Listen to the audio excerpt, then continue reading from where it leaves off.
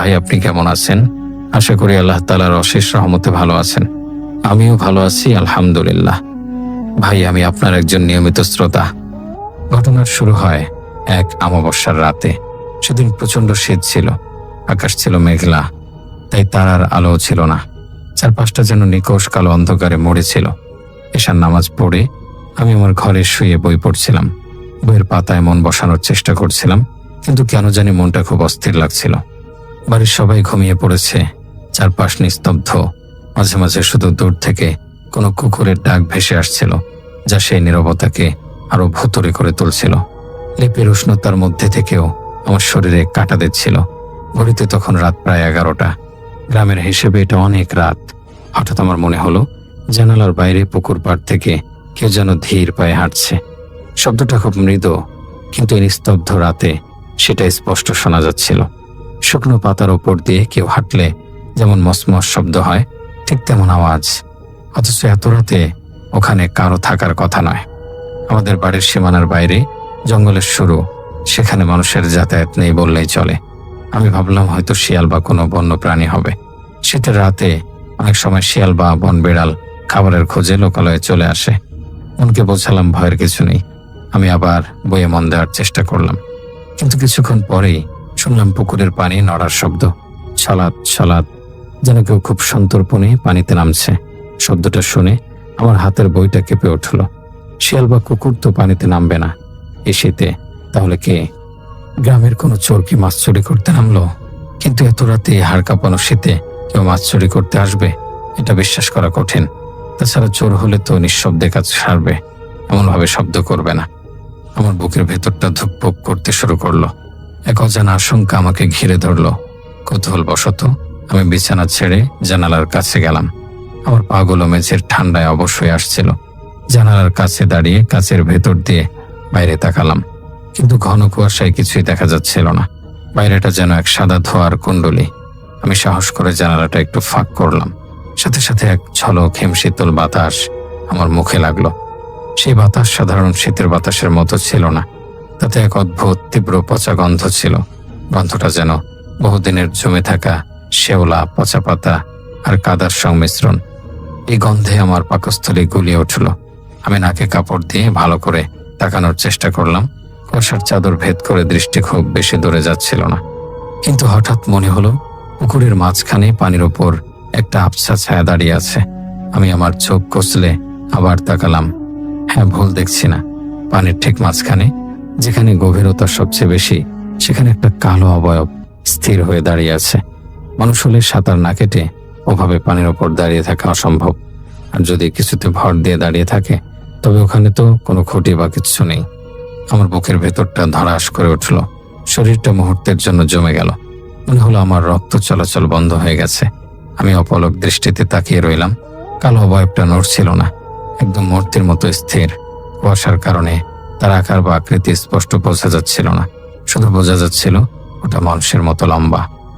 আমার মস্তিষ্কে বিপদ সংকেত বাজতে শুরু করলো। আমি বুঝতে পারছিলাম না আমি কি করব। কাউকে ডাকবো নাকি চুপচাপ সরে আসবো? ভালো করে দেখার আগেই কুয়াশা সেটাকে ঢেকে দিল। বাতাসের ঝাপটায় জানালার পাল্লাটা একটু নড়ে উঠল। আমি দ্রুত জানালা বন্ধ করে সিটকিনি লাগিয়ে দিলাম। হাত পা কাঁপছিল আমার। আমি নিজেকে বোঝালাম হয়তো চোখের ভুল, কুয়াশা আর অন্ধকারের মায়া, মনের ভুল ছাড়া আর কিছু না। আমি দৌড়ে গিয়ে বিছানায় শুয়ে পড়লাম এবং গায়ের ওপর লেপ টেনে দিলাম। কিন্তু সেই রাতে আর ঘুম এলো না। চোখের সামনে বারবার ভেসে উঠতে লাগলো সেই কালো ছায়া মূর্তি। কানের কাছে বারবার সেই পানির ছলাৎ ছলাৎ শব্দ বাজতে লাগলো। মনে হচ্ছিল সেই খারাপ জিনিসটা পানি থেকে উঠে আমার জানালার দিকেই তাকিয়ে আছে। তার অদৃশ্য দৃষ্টি যেন দেয়াল ভেদ করে আমাকে দেখছে। মনের ভেতর এক অজানা ভয় বাসা বাঁধতে শুরু করলো। আমি বারবার এপাশ ওপাশ করতে লাগলাম। প্রতিটা মুহূর্ত মনে হচ্ছিল অনন্তকাল। ঘড়ির কাঁটার টিকটিক শব্দটাও যেন হাতুড়ির মতো মাথায় বাজছিল। তখনও বুঝিনি এটা ছিল কেবল শুরু। সামনে কি ভয়ঙ্কর সব ঘটনা আমার জন্য অপেক্ষা করছে তা আমার কল্পনারও বাইরে ছিল। শুধু বিড়বিড় করে আল্লাহর নাম নিতে নিতে চাদর মুড়ি দিয়ে শুয়ে রইলাম। কিন্তু সে অস্বস্তি আর কাটল না। আমার মনে হচ্ছিল আমাদের সেই পুরনো পুকুরটা আজ আর শুধু পুকুর নেই, ওটা জেগে উঠেছে। আর তার জেগে ওঠার সাথে সাথে আমার জীবনের শান্তিও বিদায় নিয়েছে। সেই রাতে আমি অনুভব করলাম আমার ঘরের বাতাস ভারী হয়ে আছে, যেন অদৃশ্য কেউ আমার ঘরের কোণে দাঁড়িয়ে আমার ভয় পাওয়া উপভোগ করছে। অজানা এক আশঙ্কায় আমার চোখ দিয়ে পানি গড়িয়ে পড়ল। আল্লাহকে ডাকতে ডাকতে কখন যে ভোরের আলো ফুটলো আমি টেরে পেলাম না। কিন্তু সকাল হলেও রাতের সেই আতঙ্ক আমার পিছু ছাড়ল না। দ্বিতীয় দিনের ঘটনাটা ছিল আরো বেশি স্পষ্ট এবং ভয়ঙ্কর। ভোরের আলো ফোটার পর যখন আমি বিছানা ছাড়লাম, তখন শরীরটা ছিল ক্লান্ত আর মনটা বিষাদগ্রস্ত। আগের রাতের সেই দৃশ্য, সেই পচা গন্ধ আর পানির মাঝখানের সেই অবয়ব, সবকিছু আমাকে তাড়া করে বেড়াচ্ছিল। দিনের আলোতেও আমার মনে হচ্ছিল বাড়ির পেছনের ওই দিকটা অন্ধকার হয়ে আছে। আমি কয়েকবার পুকুর পাড়ের দিকে যাওয়ার চেষ্টা করলাম, কিন্তু সাহসে কুলালো না। দিনের বেলাতেও ওই পুকুরের পানি দেখে মনে হলো ওটা সাধারণ পানি নয়, বরং এক গভীর কালো গহ্বর, যা যে কোনো মুহূর্তে কাউকে গিলে ফেলতে পারে। বাড়ির কাউকে কিছু বললাম না, ভাবলাম হয়তো আমার মনের ভুল। মা যদি শোনেন তবে হয়তো ভয় পাবেন বা আমাকে অসুস্থ ভাববেন। তাই মনের ভেতর একটা খচখচানি নিয়েই দিনটা পার করলাম। যথারীতি সন্ধ্যা নামলো আর সাথে নিয়ে এলো সেই ঘন কুয়াশা। আজ কুয়াশা যেন গতকালের চেয়েও বেশি। হাত বাড়ালেই মনে হয় কুয়াশার মেঘে হাত ডুবে যাচ্ছে। মাগরিবের নামাজের পর থেকেই পরিবেশটা কেমন যেন ভারী হয়ে উঠল। আমাদের বাড়ির পেছনের দিকটা এমনিতে অন্ধকার থাকে, তার উপর কুয়াশার কারণে হাত দেড়েক দূরের জিনিসও দেখা যাচ্ছিল না। বাড়িঝাড়ের দিক থেকে আজ কোনো পাখির শব্দ আসছিল না, এমনকি ঝিঝি পোকারাও যেন ভয়ে চুপ করেছিল। এক অসহ্য নীরবতা বিরাজ করছিল চারপাশে। রাত তখন প্রায় 12টা। গ্রামের সবাই গভীর ঘুমে আচ্ছন্ন। বাবা মায়ের ঘর থেকে কোনো সারা শব্দ আসছে না। আমি আমার ঘরের বাতি নিভিয়ে শুয়ে আছি, কিন্তু চোখে ঘুম নেই। লেপের নিচে শুয়ে আমি কান খাড়া করে রাখলাম। মনের কোণে ভয় ছিল, আবার কি সেই শব্দ হবে? কিছুক্ষণ সব চুপচাপ, তারপর হঠাৎ আবার সেই শব্দ। এবার আর পাতার শব্দ নয়, সরাসরি আমার জানালার কাছে নখ দিয়ে আঁচড় কাটার শব্দ। কর কর কর। শব্দটা খুব ধীরে কিন্তু অত্যন্ত তীক্ষ্ণ, যেন কেউ খুব আক্রোশ নিয়ে ধারালো নখ দিয়ে কাজটা কাটার চেষ্টা করছে। সেই শব্দে আমার দাঁতে দাঁত লেগে যাওয়ার উপক্রম হলো। ভয়ে আমি জমে গেলাম, শরীরের লোম খাড়া হয়ে গেল। আমি লেপের ভেতর থেকে মুখ বের করার সাহস পাচ্ছিলাম না। মনে হচ্ছিল জানালার উপাশে এমন কেউ দাঁড়িয়ে আছে যে আমার নিঃশ্বাসের শব্দ শুনতে পাচ্ছে। আমার হৃৎপিণ্ড এত জোরে ধুকপুক করছিল যে মনে হলো ওটার শব্দে ঘর কেঁপে উঠছে। কিছুক্ষণ পর আছড়ানোর শব্দ থামলো। আমি একটু স্বস্তি পেলাম, ভাবলাম হয়তো চলে গেছে। কিন্তু পর মুহূর্তেই শুনলাম কেউ একজন খুব নিচু স্বরে অনেকটা ফিসফিস করে আমার নাম ধরে ডাকছে, মিতু, ও মিতু। গলাটা কোনো মানুষের মতো স্বাভাবিক ছিল না। মনে হচ্ছিল কোনো গভীর কুয়া বা মাটির নিচ থেকে আওয়াজটা ভেসে আসছে। গলার স্বরে এক ধরনের ভেজা ভাব ছিল, যেন পানিতে ডুবে থাকা কেউ কথা বলছে। গলার স্বরে কোনো মায়া ছিল না, ছিল এক হাড় হেম করা শীতলতা। ভয় আমার গলা শুকিয়ে কাঠ হয়ে গেল, জিভ আড়ষ্ট হয়ে এলো। আমি তো কাউকে বলিনি যে আমি জেগে আছি, তাহলে ও পাশে থাকা ওই অবয়ব বা যাই হোক, সে জানলো কি করে? আমার নামটাই বা সে জানলো কি করে? মিথু, এইদিকে আয় মিথু। প্রতিবার ডাকের সাথে সাথে আমার মনে হলো ঘরটা আরো ঠান্ডা হয়ে যাচ্ছে। আমি বুঝতে পারলাম এটা কোনো মানুষের কাজ নয়, এটা এমন কোনো খারাপ জিনিস যা আমাদের এই জগতের নয়। আমি সাহস সঞ্চয় করে বালিশের নিচ থেকে মোবাইলটা বের করে টর্চ জ্বালালাম। মোবাইলের আলোটা খুব বেশি উজ্জ্বল ছিল না, তবু অন্ধকারের চেয়ে ভালো। ধীর পায়ে কাঁপতে কাঁপতে জানালার দিকে এগিয়ে গেলাম। আমার পা যেন মেঝের সাথে আটকে যাচ্ছিল। প্রতিটা পদক্ষেপ নিতে আমার ভীষণ কষ্ট হচ্ছিল। জানালার পর্দার কাছে গিয়ে দাঁড়ালাম। পর্দাটা সামান্য সরাতে আমি যা দেখলাম তাতে আমার রক্ত হিম হয়ে গেল। জানালার ঠিক ওপাশেই গ্রিলের সাথে লেপ্টে আছে একটা বিশাল কালো ছায়ামূর্তি। মোবাইলের আলো কাছের উপর পড়ে প্রতিফলিত হচ্ছিল, কিন্তু তার পেছনে ওই মূর্তির অবয়ব স্পষ্ট ছিল। তার কোনো স্পষ্ট মুখ নেই, কিন্তু আমি অনুভব করলাম সে আমার দিকেই তাকিয়ে আছে। তার চোখের জায়গায় দুটো গর্তের মতো অন্ধকার, যেখান থেকে এক ধরনের অশুভ আভা বের হচ্ছিল। সবচেয়ে ভয়ঙ্কর বিষয় হলো তার শরীর থেকে টপ টপ করে পানি ঝরছিল। কুয়াশার মধ্যেও সেই কালো আকৃতিটা স্পষ্ট বোঝা যাচ্ছিল। সে তার হাতটা বাড়িয়ে জানালার কাছে রাখলো। আমি স্পষ্ট দেখলাম সেই হাতের আঙুলগুলো অস্বাভাবিক লম্বা, হাড়বিহীন এক কালো। আঙুলের ডগাগুলো ধারালো নখের মতো। কাচের উপর তার হাত রাখার সাথে সাথে একটা জলছাপ পড়ে গেল। যা দেখতে অনেকটা রক্তের মতো কালছে। আমি চিৎকার দিতে চাইলাম, কিন্তু গলা দিয়ে কোনো আওয়াজ বের হলো না। মনে হলো কেউ যেন আমার গলা টিপে ধরেছে। বাতাসের অভাবে আমি ছটফট করতে লাগলাম। সেই খারাপ জিনিসটা জানালার ওপাশ থেকে আমাকে ইশারা করছে বাইরে যাওয়ার জন্য। তার সেই ইশারায় এমন এক সম্মোহনী শক্তি ছিল যে আমার মনে হচ্ছিল আমি এখনই ছিটকিনি খুলে বাইরে চলে যাই। মনে হচ্ছিল ওটাই আমার গন্তব্য, ওখানেই আমার শান্তি। আমার হাতটা অজান্তেই জানালার ছিটকিনির দিকে এগিয়ে গেল, কিন্তু ঠিক সেই মুহূর্তে আমার মনের এক কোণ থেকে বারবার আল্লাহর নাম স্মরণ করার চেষ্টা করছিলাম। ছোটবেলায় দাদি শিখিয়েছিলেন বিপদে পড়লে আয়াতুল কুরসি পড়তে। আমি মনে মনে সেটা পড়ার চেষ্টা করলাম, কিন্তু আতঙ্কে সব গলিয়ে যাচ্ছিল। তবু আমি আপ্রাণ চেষ্টা করলাম নিজেকে সংবরণ করতে। আমি জানতাম দরজা বা জানালা খুললেই আমার শেষ, আমাকে টেনে ওই পুকুরে নিয়ে যাবে। আমি প্রচন্ড মানসিক শক্তি দিয়ে নিজের হাতটা সরিয়ে আনলাম, পিছিয়ে এসে ধপ করে বিছানায় বসে পড়লাম এবং দুই কানে হাত দিয়ে চোখ বন্ধ করে বসে রইলাম। আমার শরীর তখনও ঠকঠক করে কাঁপছে। সারা রাত ওই জানালার ওপাশে সেই ভেজা দীর্ঘশ্বাসের শব্দ আমাকে পাহারা দিয়ে রাখলো।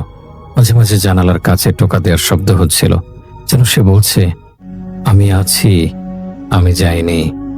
সেই রাতে আর শোয়া হলো না। গুটিসুটি মেরে বিছানার এক কোণে বসে আল্লাহকে ডাকতে লাগলাম। প্রতিটা মুহূর্ত মনে হচ্ছিল মৃত্যুর সমান। ভোরের আজান যখন কানে এলো, তখন বাইরের সে উপস্থিতিটা যেন হালকা হলো, কিন্তু আমি জানতাম সে পুরোপুরি যায়নি। সে শুধু দিনের আলোর জন্য অপেক্ষা করছে সরে যাওয়ার। আর আমি অপেক্ষা করছি কখন এই রাত শেষ হবে। কিন্তু এই রাত যেন শেষ হতেই চাইছিল না। আমার মনের ভেতর তখন একটাই প্রশ্ন, এটা কি, আর কেনই বা সে আমাকে চায়? তৃতীয় রাতে পরিস্থিতি নিয়ন্ত্রণের বাইরে চলে যেতে শুরু করলো। আমি বুঝতে পারছিলাম এই খারাপ জিনিসটা শুধু আমাকে ভয় দেখানোর জন্য আসছে না, সে আমার খুব কাছে আসতে চায়, আমাকে গ্রাস করতে চায়।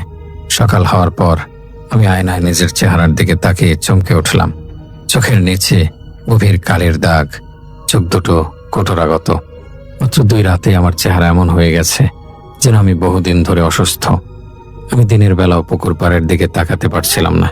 তাকালে মনে হতো শান্ত পানির নিচ থেকে কেউ আমার দিকে তাকিয়ে হাসছে। সেই হাসি কোনো আনন্দের হাসি নয়, বরং শিকারী যেমন শিকারকে দেখে হাসে তেমন। মা আমাকে কয়েকবার জিজ্ঞেস করলেন আমার শরীর খারাপ কিনা। মায়ের প্রশ্নের উত্তরে আমি শুধু মাথা নাড়লাম। আমি কিছুতে মুখ ফুটে বলতে পারলাম না। মনে হচ্ছিল বললে ওরা বিশ্বাস করবে না, ওটা আমাকে পাগল ভাববে, অথবা জিনিসটা আরো খেপে যাবে। আমার মনে এক বদ্ধমূল ধারণা জন্মেছিল যে ওটার কথা কাউকে বললে ওটা আমার পরিবারের ক্ষতি করবে। সেদিন রাত গভীর হওয়ার পর আমি জানালাটা খুব ভালো করে আটকে রেখেছিলাম। জানালার প্রতিটি ফাঁক ফোকর আমি কাপড় দিয়ে বন্ধ করে দিয়েছিলাম, যাতে বাইরের কুয়াশাও ভেতরে ঢুকতে না পারে। ঘরের দরজাও ডবল লক করা। ভাবলাম আজ অন্তত নিরাপদে থাকবো। ঘরে আমি এবং আমার আল্লাহ, তৃতীয় কারো আসার সুযোগ নেই। রাত 12টা পর্যন্ত আমি জেগেছিলাম। তারপর ক্লান্তিতে কখন চোখ লেগে এলো জানি না, কিন্তু আমার ধারণা ভুল ছিল। নিরাপত্তা বলতে কিছু ছিল না। রাত প্রায় 2টো। হঠাৎ ঘুম ভাঙলো প্রচন্ড ঠান্ডায়। মনে হলো ঘরের তাপমাত্রা হিমাঙ্কের নিচে নেমে গেছে, অথচ আমি লেপ গায়ে দিয়েছিলাম এবং ঘরের জানালা দরজা সব বন্ধ। ঠান্ডায় আমার হাড় পর্যন্ত কেঁপে উঠছিল। আমি চোখ মেললাম। ঘরের ভেতরটা ঘুটঘুটে অন্ধকার হওয়ার কথা, কিন্তু এক অদ্ভুত আবছা আলোয় আমি দেখলাম আমার ঘরের মেঝেতে কাদা মেশানো পানি। আমার খাটটা যেন পানির মাঝখানে একটা দ্বীপের মতো ভাসছে। জানালা বন্ধ, দরজা বন্ধ, ছাদ দিয়েও পানি পড়ার কোনো সুযোগ নেই। তাহলে পানি এলো থেকে?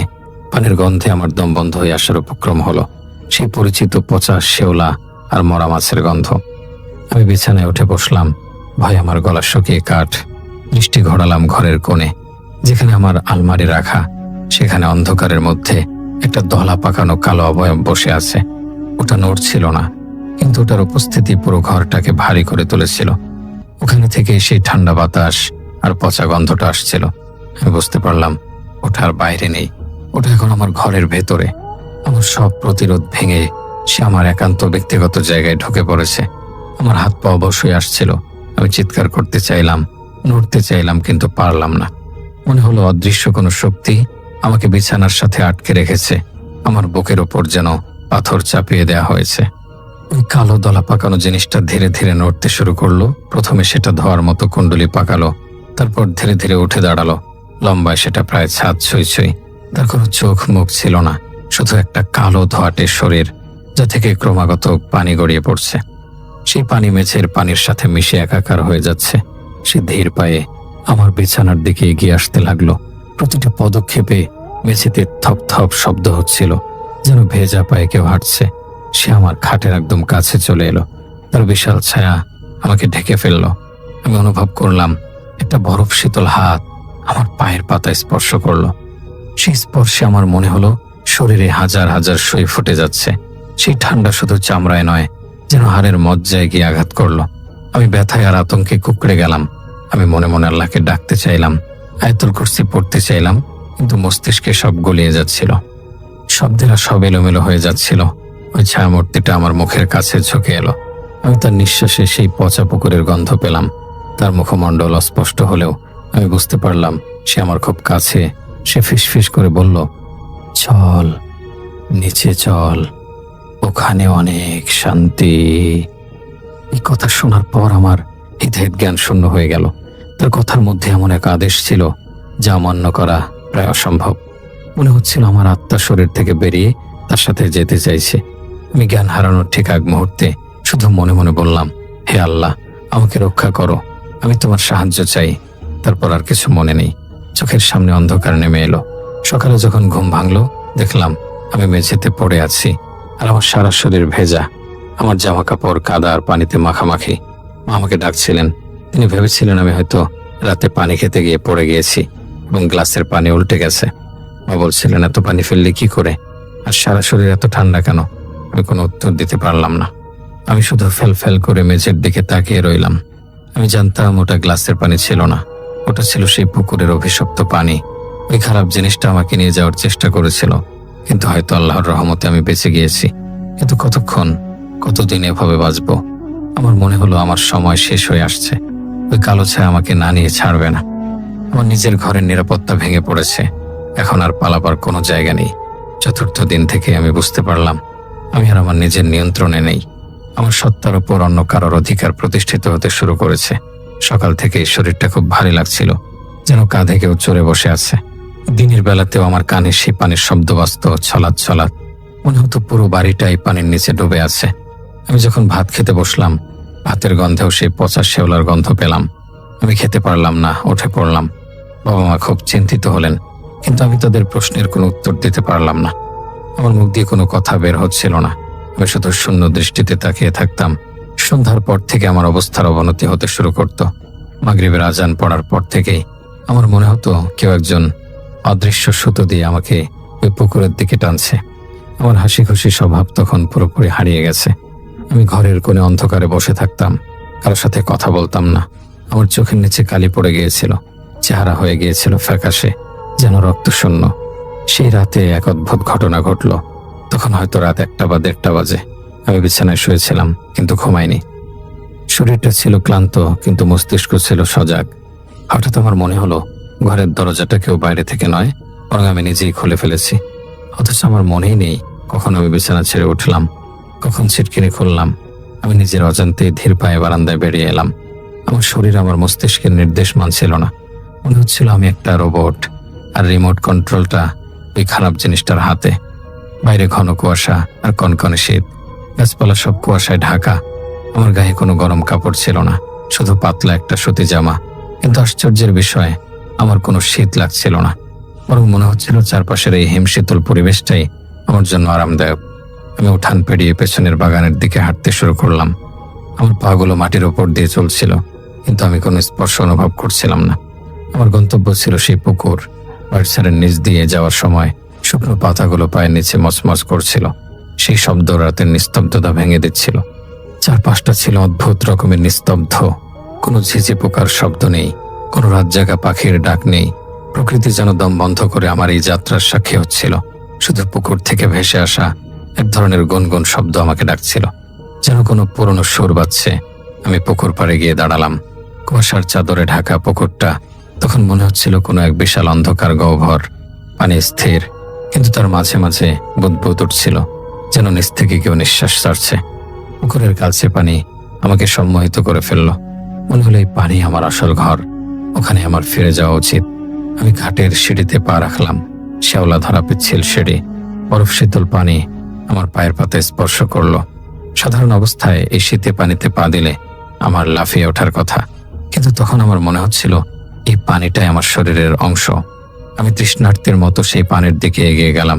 পানির মাঝখানে আমি আবার সেই ছায়ামূর্তিটাকে দেখতে পেলাম। সে এবার অনেক স্পষ্ট। তার শরীরটা কুচকুচে কালো আর চোখ দুটো জ্বলছে। সে পানির ওপর দাঁড়িয়ে আমাকে হাত বাড়িয়ে ডাকছিল। তার সে ডাকার ভঙ্গি ছিল পরমাত্মীর মতো। আমার মনে হচ্ছিল আমি যদি ওই পানির নিচে যাই তাহলে আমি সব কষ্ট থেকে মুক্তি পাবো। এক ধাপ দুই ধাপ করে আমি পানিতে নামতে শুরু করলাম। পানি যখন আমার হাঁটু ছাড়িয়ে কোমর পর্যন্ত উঠল, তখন আমি পুরোপুরি ঘোরের মধ্যে।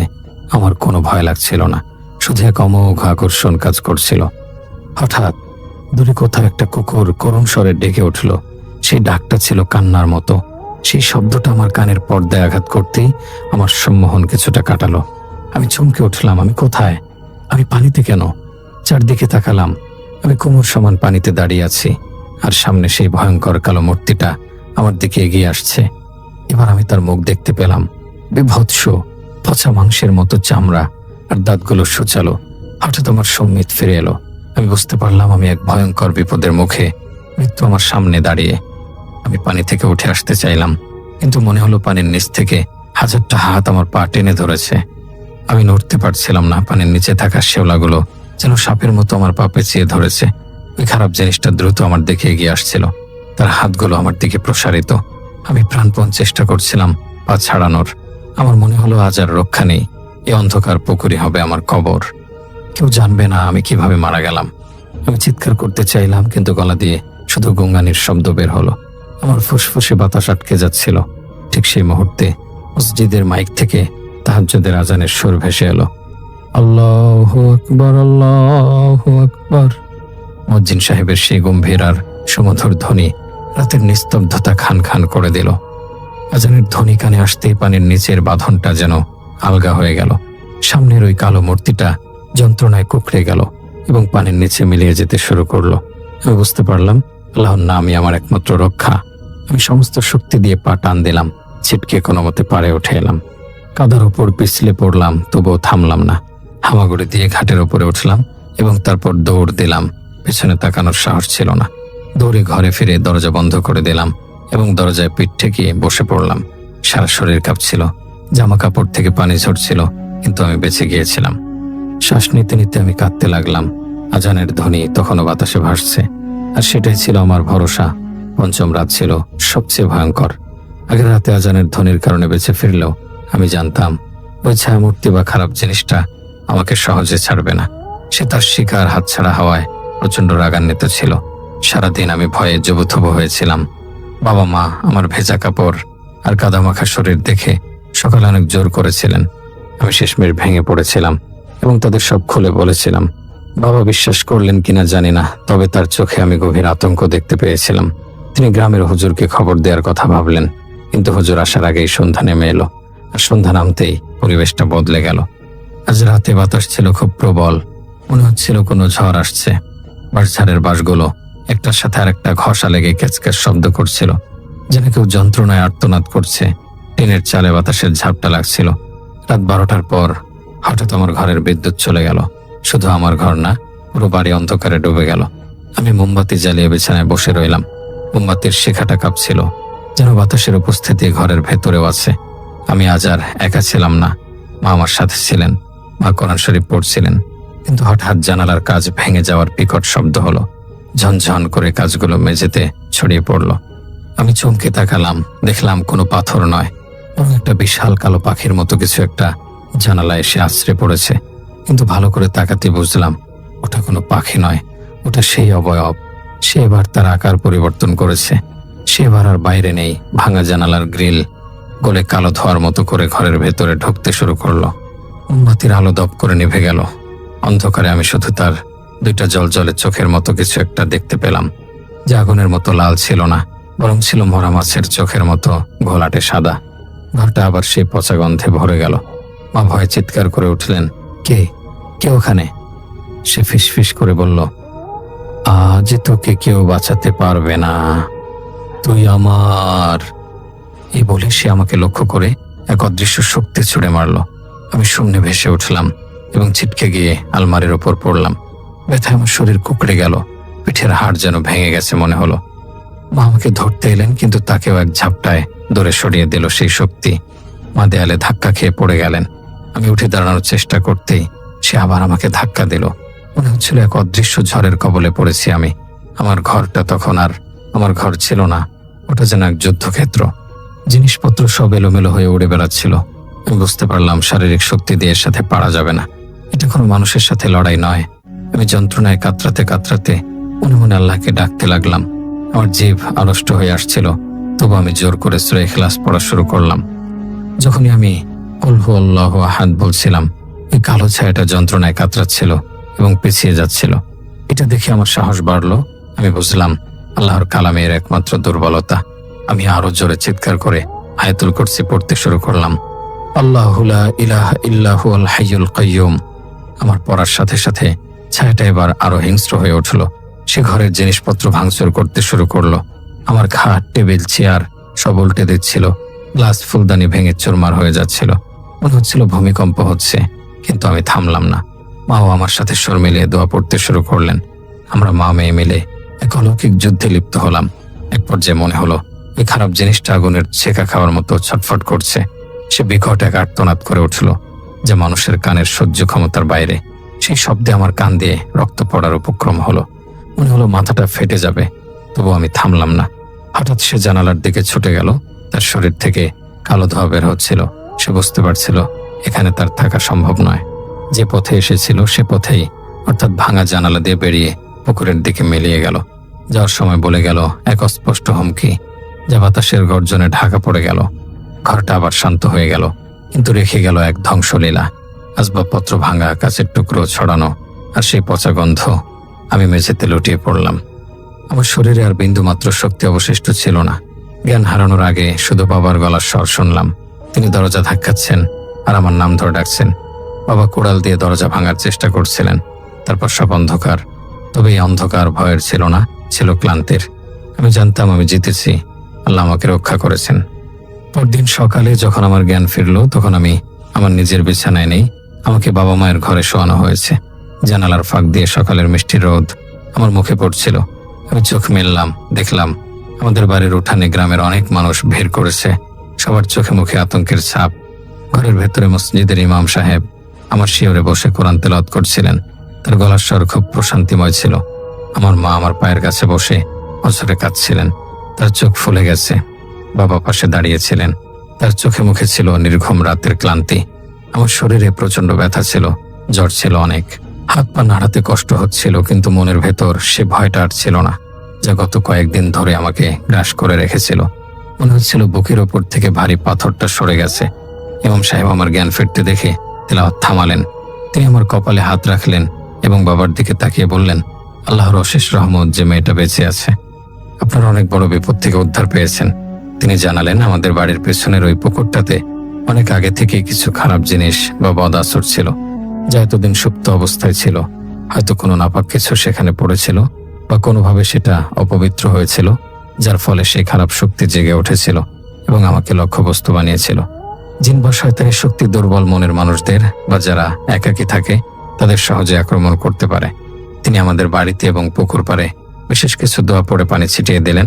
বাড়ির চার কোনায় লোহার পেরেক পুঁতে সীমানা বন্ধ করে দিলেন, যাতে বাইরের কোনো খারাপ বাতাস আর বাড়িতে ঢুকতে না পারে। বাবাকে পরামর্শ দিলেন পুকুরটা যেন যত দ্রুত সম্ভব ভরাট করে ফেলা হয়। তিনি বললেন, যতদিন ওই পানি আছে ততদিন বিপদ পুরোপুরি কাটবে না। বাবার দেরি করলেন না। সেদিনই গ্রাম থেকে লোক এনে মাটি ফেলার ব্যবস্থা করলেন। সপ্তাহখানেকের মধ্যেই শত শত ট্রাক মাটি ফেলে পুকুরটা ভরাট করে দিলেন। সেই পুরনো বাঁশঝাড়ও কেটে পরিষ্কার করে ফেলা হলো। সেখানে এখন সমতল জমি, লাগানো হয়েছে ফলের গাছ। এখন আর সেখানে তাকালে কোনো কালে পানি বা ছায়া দেখা যায় না। কিন্তু পুকুর ভরাট হলেও আমার মনের ভেতরের গর্তটা সহজে ভরাট হলো না। সে ঘটনার পর আমি ধীরে ধীরে সুস্থ হয়ে উঠলাম। জ্বর কমলো, শরীরের ব্যথাও গেল, ভাঙা জানালার কাচ লাগানো হলো। কিন্তু আমি আর আগের সেই মৃত্যু হয়ে উঠতে পারলাম না। যে মেয়েটা সারাদিন কারণে অকারণে হাসতো, সবার সাথে খুনসুটি করত, সে এখন বড্ড চুপচাপ হয়ে গেছে। আমি এখন বেশি কথা বলি না। সন্ধ্যার পর আর ঘরের বাইরে বের হই না। জানালার পাশেও আমি আর থাকি না। আমার ঘর বদলে বাড়ির মাঝখানের একটা ঘরে আমাকে দেওয়া হয়েছে, যেখানে কোনো জানালা নেই, শুধু ভেন্টিলেটর। এখনো মাঝে মাঝে গভীর রাতে ঘুম ভেঙে গেলে মনে হয় দূর থেকে কেউ যেন ফিসফিস করে আমার নাম ধরে ডাকছে, কিংবা মনে হয় ভরাট করা সেই মাটির নিচ থেকে পানির ছলাৎ ছলাৎ শব্দ ভেসে আসছে। মনে হয় মাটির নিচ থেকে সেই হাতগুলো উপরে উঠে আসার চেষ্টা করছে। আমি জানি আল্লাহর অশেষ রহমতে আমি এখন নিরাপদ। ইমাম সাহেবের দেয়া তাবিজ আমার গলায় সবসময় থাকে। আমি নিয়মিত নামাজ পড়ি, কোরআন তেলাওয়াত করি, কিন্তু সেই শীতের রাতগুলো আমার জীবন থেকে উচ্ছলতা কেড়ে নিয়ে গেছে। আমি স্বাভাবিক জীবনে ফিরেছি ঠিকই, পড়াশোনা করছি, ঘরের কাজ করছি, কিন্তু আমার হাসিতে সেই প্রাণ আর নেই। আমার চোখের দিকে তাকালে এখন অনেকেই বলে সেখানে নাকি এক গভীর বিষণ্ণতা আর অজানা ভয়ের ছায়া দেখতে পাওয়া যায়। কোনো জলাশয় দেখলেই আমার বুক কেঁপে ওঠে। শীতে কুয়াশা পড়লে আমি ঘর থেকে বের হই না। হয়তো এটাই আমার নিয়তি ছিল, বেঁচে ফেরা, কিন্তু খানিকটা মৃত হয়ে। সেই বিভীষিকা আমাকে শিখিয়েছে যে আমাদের চেনা জগতের আড়ালে এমন কিছু অচেনা জগৎ আছে যা আমাদের কল্পনার চেয়েও ভয়ঙ্কর। আর আল্লাহর রহমত ছাড়া সেই অন্ধকারের সাথে লড়াই করা মানুষের সাধ্য নেই। আমি মৃত সেই ভয়ঙ্কর স্মৃতি বুকে নিয়ে আজও বেঁচে আছি, হয়তো আজীবন থাকবো।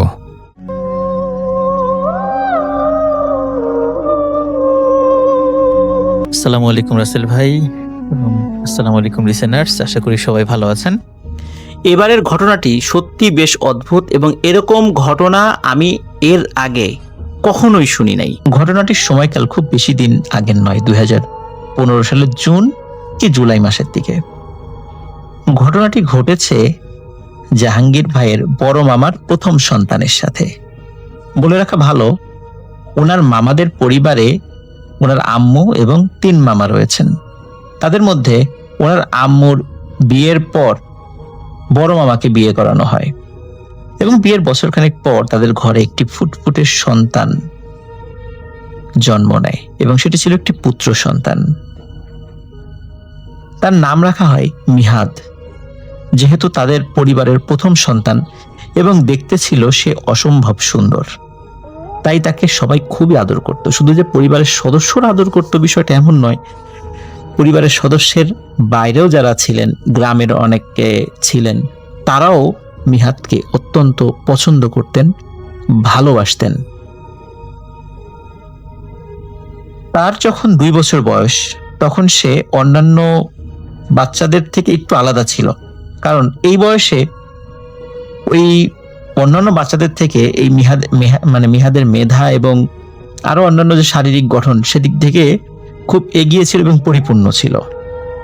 তাই যে কেউই যেই তাকে দেখতো একটু অবাক হতো, কারণ কেউ বিশ্বাস করতে চাইতো না যে মিহাদের বয়স 2 বছর হতে পারে। সবাই মনে করতো এর বয়স আরো বেশি।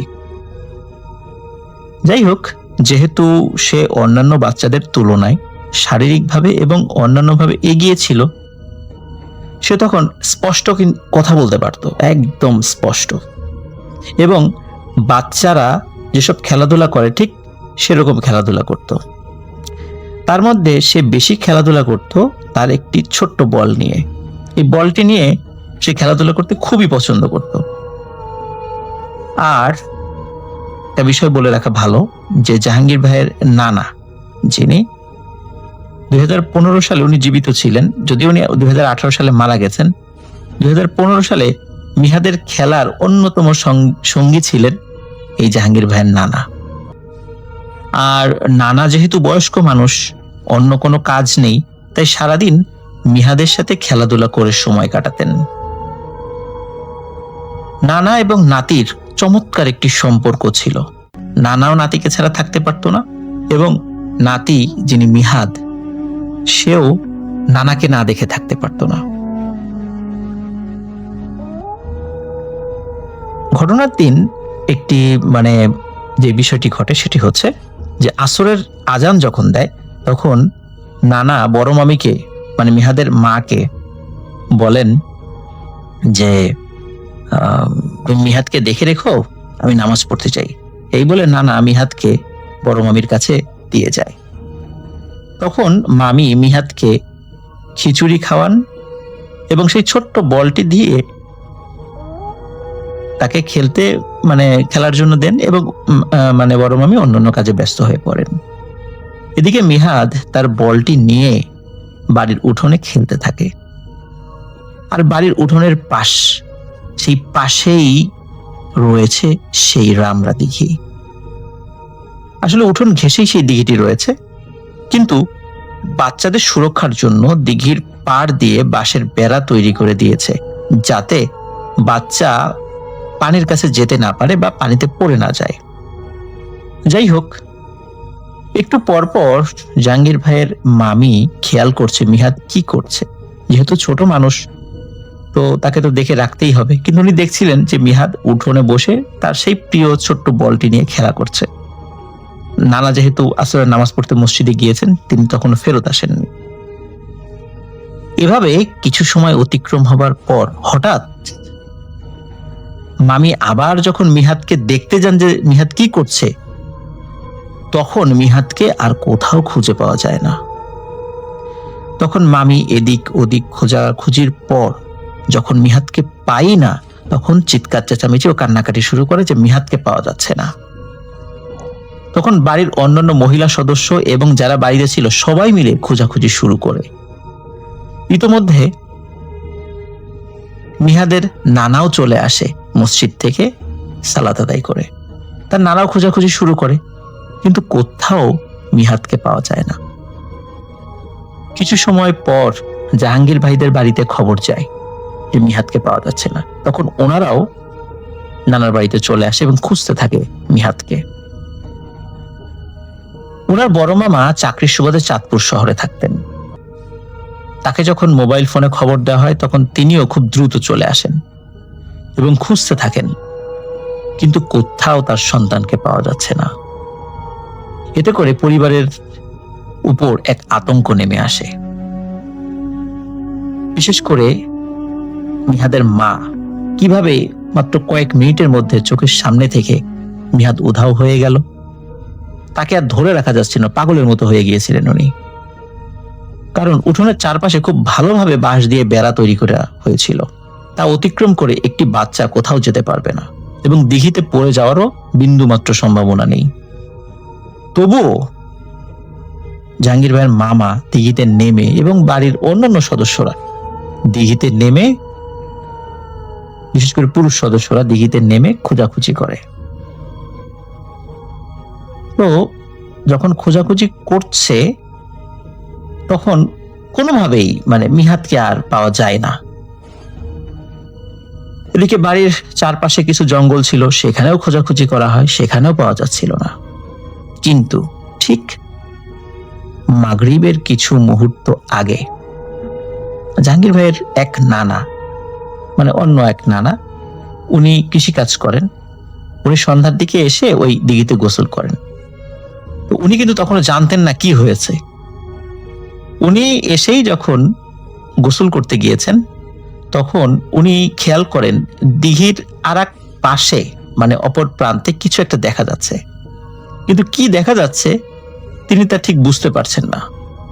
এবং উনি চিন্তা করেন কি ব্যাপার, এটা তো স্বাভাবিক কিছু না। এই কারণে উনি গোসল রেখে উনি দিঘির ওই পাশটাতে যান যে আসলে এখানে কি। যখনই উনি ওখানে গিয়েছেন, উনি চিৎকার চেঁচামেচি শুরু করে দিয়েছেন। উনি বলেন, এই মিহাদ এখানে কেন? কারণ তিনি তো তখনও জানতেন না যে মিহাদকে খুঁজে পাওয়া যাচ্ছে না।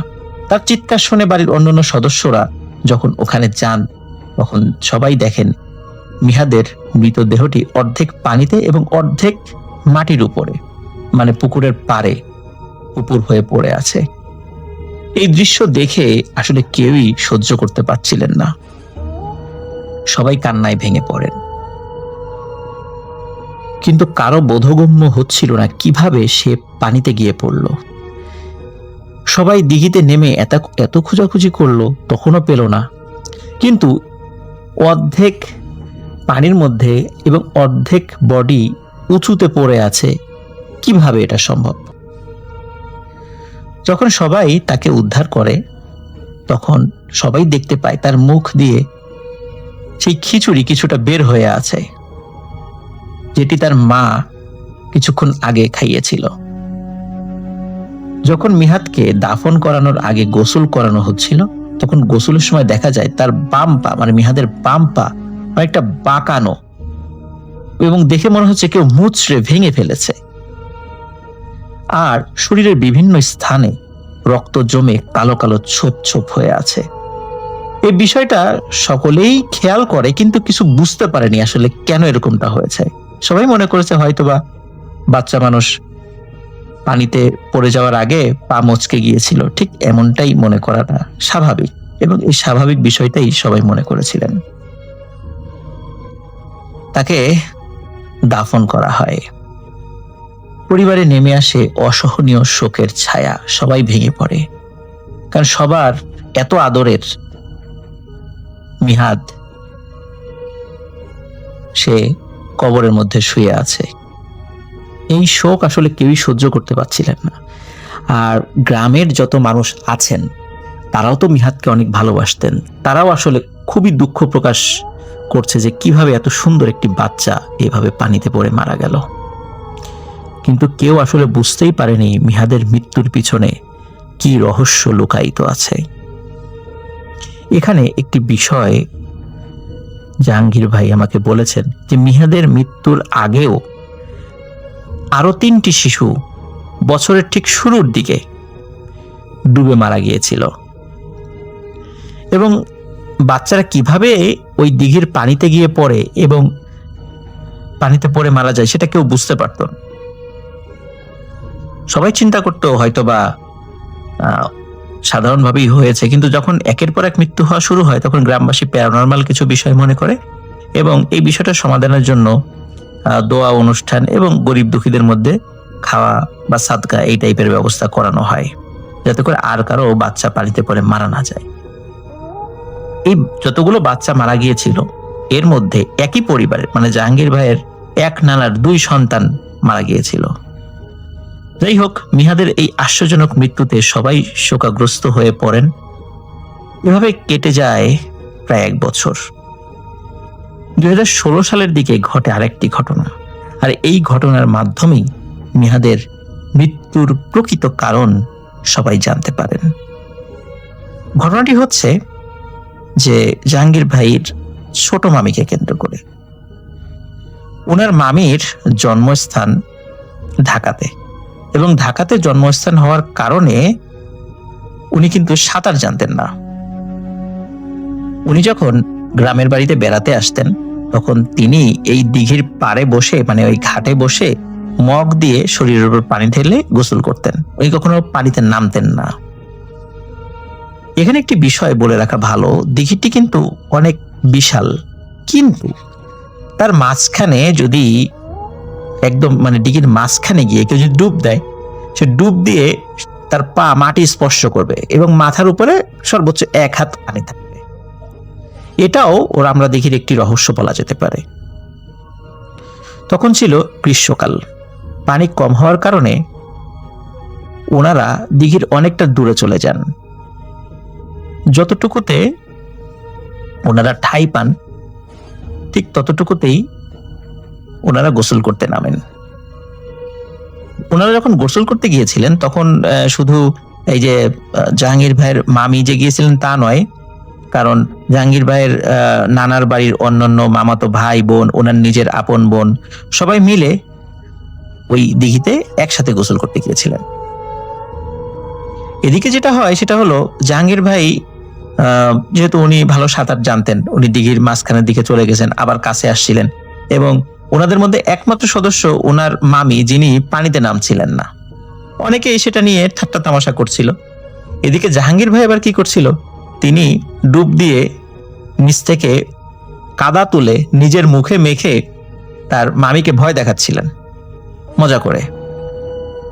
তো এভাবে কিছুক্ষণ দুষ্টামি করার পর ওনারা সবাই হঠাৎ একটা জিনিস দেখেন এবং ওনারা দেখতে পান যে ওনার ছোট মামি, যে কখনো এই বাড়িতে আসলে পানির মধ্যে নামে না, শুধু ঘাটে বসে মগ দিয়ে শরীরে পানি ঢেলে গোসল করেন, উনি প্রায় নামতে নামতে দিঘির নামতে নামতে একদম মিডিলে চলে আসেন।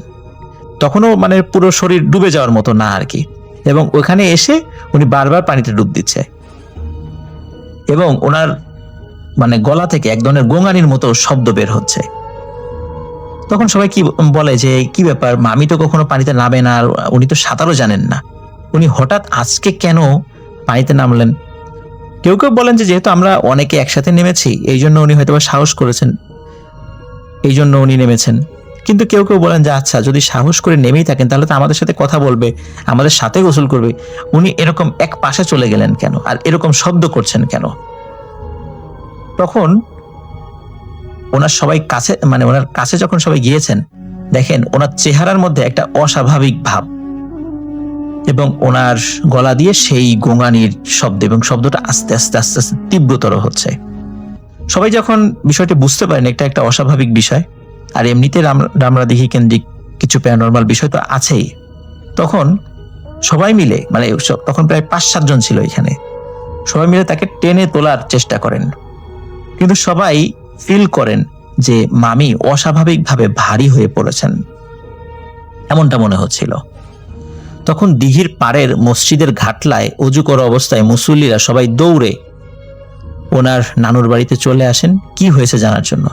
তখন সকলের সহযোগিতায় অনেক কষ্টে মামিকে পানি থেকে তুলতে, মানে পুকুর থেকে তুলতে সক্ষম হন সবাই, এবং মামিকে যখন ঘরে নিয়ে আসা হয় তখন উনি অস্বাভাবিক আচরণ শুরু করেন এবং একা একা কথা বলতে থাকেন, এবং দরজার দিকে তাকিয়ে কি যেন বলে আর বলতে থাকে, জাহাঙ্গীর কাদা মেখে আমাকে ভয় কেন দেখাইলো, জাহাঙ্গীর কাদা মেখে আমাকে ভয় কেন দেখাইলো, এটা বারবার বলছেন। তখন ওনাদের আর কারো বুঝতে বাকি ছিল না যে আসলে ওনার সাথে কিছু একটা অস্বাভাবিক ঘটেছে। তাই ওনার নানাদের পাশের বাড়ির এক নানাকে খবর দিয়ে ডেকে আনা হয়। ওনার নাম ছিল নুরুল আমিন, সবাই তাকে নুরু কবিরাজ বলে ডাকতো, এবং এলাকায় তার কিন্তু খুব নাম ডাক ছিল কবিরাজ হিসাবে। যাই হোক, যখন ওনাকে ডেকে আনা হয় তখন মামি তাকে দেখেই অকথ্য ভাষায় গালিগালাজ করতে থাকেন। তখন নুরু কবিরাজ বলেন, আপনারা আমাকে একটা হালযুক্ত কাঁচি এনে দেন। যখন কাঁচি তাকে দেয়া হলো তখন কাঁচি এবং তার পকেট থেকে একটি ছোট্ট একটি হাড়ের টুকরো বের করেন এবং ওনার মামির কনিষ্ঠ আঙ্গুল, মানে ছোট আঙ্গুল যেটা আমাদের, এর মাঝ বরাবর রেখে যখন চাপ দেন তখন ওনার মামি চিৎকার চেঁচামেচি শুরু করেন এবং বলতে থাকেন, আমাকে ছেড়ে দে, না হলে কিন্তু তোর অনেক বড় ক্ষতি হয়ে যাবে। তখন নুরু কবিরাজ বলে, দেখা যাক কে কার ক্ষতি করে। এক পর্যায়ে নুরু কবিরাজ তাকে প্রশ্ন করতে থাকে যে তোর নাম কি? তখন সে বলে, আমার নাম কৃষ্ণ। নুরু কবিরাজ বুঝতে পারেন যে কৃষ্ণ নামের এই দুষ্টু জিনটি মোটেও ভালো জিন নয়। তখন নুরু কবিরাজ তাকে প্রশ্ন করে, তুই এই মেয়েকে কেন ধরেছিস? তখন মামির শরীরের মধ্যে থাকা কৃষ্ণ নামের ওই জিনটি বলে যে এই মেয়েটি যখন পুকুর পাড়ে আসতো তখন তাকে আমার ভালো লেগে গিয়েছে, আমি তাকে নিয়ে যাব। তখন নুরু কবিরাজ বলে যে তোর সাহস তো কম না, তুই অন্যের বউকে নিয়ে যাবি, এটা তো হতে দেব না। পরে এক পর্যায়ে তাদের মধ্যে অনেক কথা কাটাকাটি হয়। এক সময় নুরু কবিরাজ বলে ফেলে যে তোকে বোতলে বন্দি করা ছাড়া আমার আর কোনো উপায় নাই। তখন ওই জিনটি বলে ওঠে, তুই কি আমাকে এত দুর্বল ভেবেছিস যে আমাকে বোতলে বন্দি করবি? এবং তুই কি মনে করেছিস যে আমি একা? আমরা মোট 7 ভাই আছি। আমাকে যদি বন্দি করিস আমি ওদের পরিবারকে একদম শেষ করে দিব, আর আমার ভাইরা কি তোকে ছাড়বে? ছাড়বে না, এই পরিবার ধরে শেষ করে দেবে, ঠিক যেমন তাদের পরিবারের একটি সন্তানকে 1 বছর আগে আমরা মেরে ফেলেছি। এই কথা শোনার সাথে সাথে উপস্থিত সকলে অবাক হয়ে যান এবং জাহাঙ্গীর ভাইয়ের বড় মামি হাউমাউ করে কেঁদে ওঠেন। তখন নুরু কবিরাজ তার দোয়া কালাম দ্বারা সেই জিনকে আরো বেশি কষ্ট দিতে থাকে এবং প্রশ্ন করা হয়, তুই কেন সে বাচ্চাকে হত্যা করলি?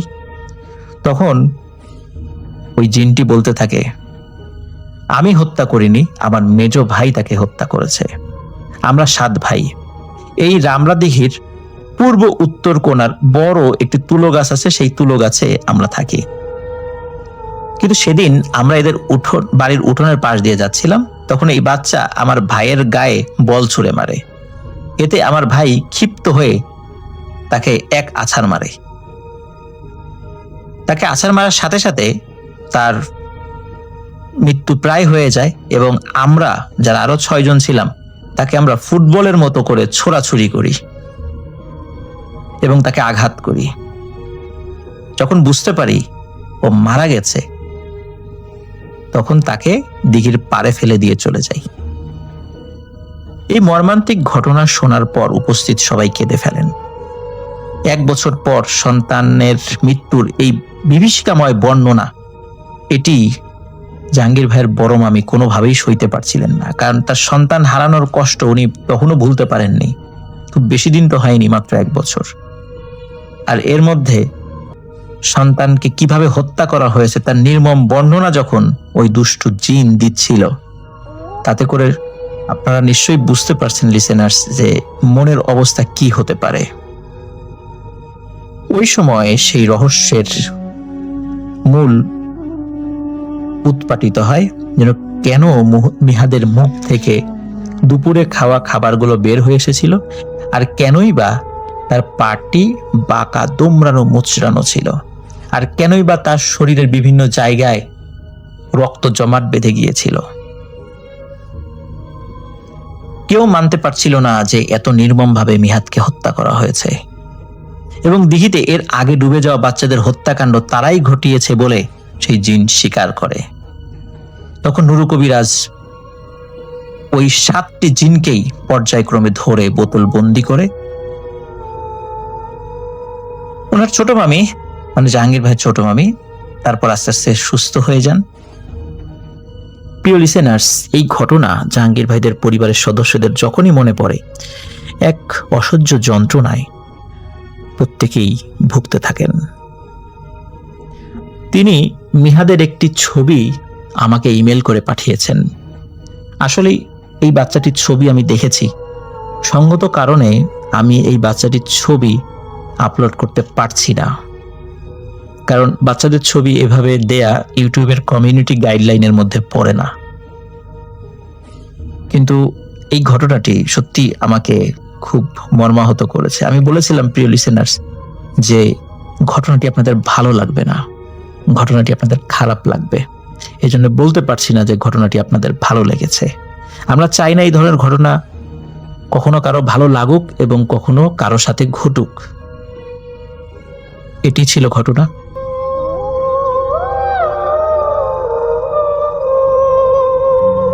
আসসালামু আলাইকুম রাসেল ভাই, আমি একটু পরিচয় দিই কারণ অনেক লিসেনার্স নতুন নতুন এসেছে। আমার নাম ডক্টর আলী। তো আজকে যে ঘটনাটা নিয়ে আসছি, তো সবুজ সাহেব তিনি বেশ পরেশগাঁয়ের মানুষ ছিলেন। উনি 5 ওয়াক্ত নামাজ মসজিদে গিয়েই পড়তেন। তো ওনার বাড়ির কাছেই একটা চালতা গাছ ছিল পুকুর পাড়ে। তো একদিন উনি নামাজ পড়তে যাওয়ার সময় দেখতেছে যে একজন তান্ত্রিক ওই চালতা গাছের নিচে বসে আছে এবং কয়েকজন লোকের চিকিৎসা করছে, মানে গ্রামেরই কয়েকজন লোকের চিকিৎসা করছে। এটা 2-1 দিন দেখার পর সবুজ সাহেব তিনি সেই তান্ত্রিককে বলতেছে যে আপনি এখান থেকে চলে যান, একটু ভণ্ডামি বাদ দিয়ে চলে যান এখান থেকে। তো তান্ত্রিক ওনাকে কিছু বলে না। তো না বলার পর সবুজ সাহেব সেদিনই দেখছিল যে ওনাদেরই পরিচিত এক লোক সেই তান্ত্রিকের কাছে গিয়ে চিকিৎসা নিচ্ছে। তখন সবুজ সাহেব গিয়ে ওই যিনি চিকিৎসা নিচ্ছিল ওনাকে বলতেছে যে দেখেন, এসব ভণ্ড লোকের কাছে চিকিৎসা নিলে ডাক্তার দেখান, এসব লোক আজকে আছে কালকে নাই, উল্টাপাল্টা চিকিৎসা করে, মানে অনেক বাজেভাবে কটূক্তি করতেছিল। যেটা করতে করতে যখন মানে তান্ত্রিক বিরক্ত হয়ে গেছে, তখন তান্ত্রিক ওই সবুজ সাহেবকে বলতেছে যে তুই এখান থেকে চলে যা, তুই তোর ক্ষতি করিস না, চলে যা। সেই কথা শুনে তান্ত্রিককে আরো বাজেভাবে বকা দিচ্ছিল সবুজ সাহেব। তো একটা পর্যায়ে তান্ত্রিক বলতেছে দেখ, তুই কিন্তু অতিরিক্ত করছিস, তুই যদি বেশি কিছু করিস তাহলে কিন্তু তোর ক্ষতি হবে। তখন সবুজ সাহেব নাকি এখান থেকে যখন মানে বাড়ির দিকে যাবে, তখন তান্ত্রিকের পিছনে ফিরে উনি একটু বলতেছে, একটা বাজেভাবে গালি দিছে। দেওয়ার পর সেই তান্ত্রিক বলতেছে যে তুই এদিকে আয়, তোর সাথে কথা আছে আমার। তখন সবুজ সাহেব যায় এবং সেই তান্ত্রিক বলে যে তুই আর বেশি দিন বাঁচবি না, তোর কিন্তু বড় ক্ষতি হবে, তুই দেখিস, তুই অনেক বেড়ে গেলি, মানে অনেক বেড়ে গিয়েছিস, তুই আমার খুব সমস্যা করলি। এটা বলার পরে সবুজ সাহেব আবার বকা দিয়ে উনি এখান থেকে চলে আসে। তো ওনার আর কোনো সমস্যা হয় না এবং সেই তান্ত্রিক উনি পরের দিন গিয়ে দেখে তান্ত্রিক এখানে নাই। তো এটা দেখার পরে সবুজ সাহেবের আর কোনো সমস্যা হয় না, উনি ভালোই চলছিল না দিনকাল। 2-3 সপ্তাহ পর উনি ভর দুপুরে ওনাদের যে বাড়ির কাছে যে পুকুরটা ছিল, মানে চালতা গাছের সামনে যে পুকুরটা আছে, ওখানে পুকুরে উনি বড়শি দিয়ে মাছ ধরবে সবুজ সাহেব। তো মাছ ধরার একটা পর্যায়ে তিনি যখন মানে মাছের মানে দেখতেছে ওনার মানে মাছ হয়তো উনি পাইছে এরকম ফিল করতেছে, তো উনি টানতেছে জোরে জোরে বড়শিটা। তো একটা পর্যায়ে দেখতেছে যে বড়শিটা নাকি অনেক ভার মনে হচ্ছে ওনার কাছে, মনে হচ্ছে উনি ভাবে যে হয়তো কোনো বড় মাছ আছে। তো উনি যখন টানতেছিল অনেক কষ্টে নাকি বড়শিটা তুলে দেখতেছে কিছুই নাই, শুধু একটা ছোট্ট একটা চিরকুটের মতো। এটা সবুজ সাহেব দেখে একটু অবাক হয় যে এত কষ্ট করে টানলাম কিছুই আসলো না। উনি ভাবে হয়তো বা কোনো মাছ বড়শিতে মানে আটকা পড়ছিল, হয়তো ছুটে গেছে। তো যাক, উনি চিরকুটটা আগ্রহ নিয়ে একটু খুলে উনি দেখতেছে যে কিছু একটা নকশা আঁকা, কোনো একটা পশু বা কিছু একটা নকশা আঁকা, এবং এখানে একটা মানে বাংলায় ছোট করে লেখা যে তোর হাতে আর বেশি সময় নাই। তো এটা দেখার পর নাকি উনি মানে পুরা মানে ঠান্ডা হয়ে গেছে, মানে একবারে এটার দিকে তাকায় আছে অনেকক্ষণ, চিঠিটার দিকে। তো তাকায় থাকার পরে তো ওনার স্ত্রী মানে পুকুর পাড়ে হয়তো থালা বাসন ধোয়ার জন্য আসছিল। তুমি যখন দেখতেছে যে মানে এই পারে বা ওই পারে এরকম ছিল, তুমি দেখতেছে যে ওনার হাজবেন্ড মানে সবুজ সাহেব অনেকক্ষণ ধরে এক নাগারে বসে আছে, মানে নড়তেছে না। এটা দেখার পর ওনার স্ত্রী একটু মানে সন্দেহ হয়। উনি এই পারে এসে ওনার হাজবেন্ডের যে বড়শিটা ছিল দেখতেছে যে বড়শিটার সামনাটা একটু ধোয়া বের হচ্ছে, মানে পুড়ে গেলে যেরকম এরকম ধোয়া বের হচ্ছে, কিন্তু এটা পুকুরের দিকেই চুবানো। তুমি নাকি ওনার হাজবেন্ডকে ধাক্কা দিতেই ওনার হাজবেন্ড নাকি একবার পড়ে গেছে, মানে সেন্সলেস হয়ে পড়ে গেছে। এটা দেখার পর সবুজ সাহেবকে মানে বাসার যারা লোকজন ছিল ওনার বউ তো খুব চিল্লাচিল্লি শুরু করে এবং ওনাকে বাসায় নিয়ে আসা হয়। তো বাসায় নিয়ে আসার পরে ওনার তো প্রায় সেন্স নাই, তো এরকম নাকি প্রায় অনেকক্ষণ ধরে সেন্স নেই। ওনার আব্বা সবুজ সাহেবকে অনেক ঝাড়ফুঁক দিচ্ছিল যে হয়তো ভর দুপুরে কিছু দেখছে নাকি।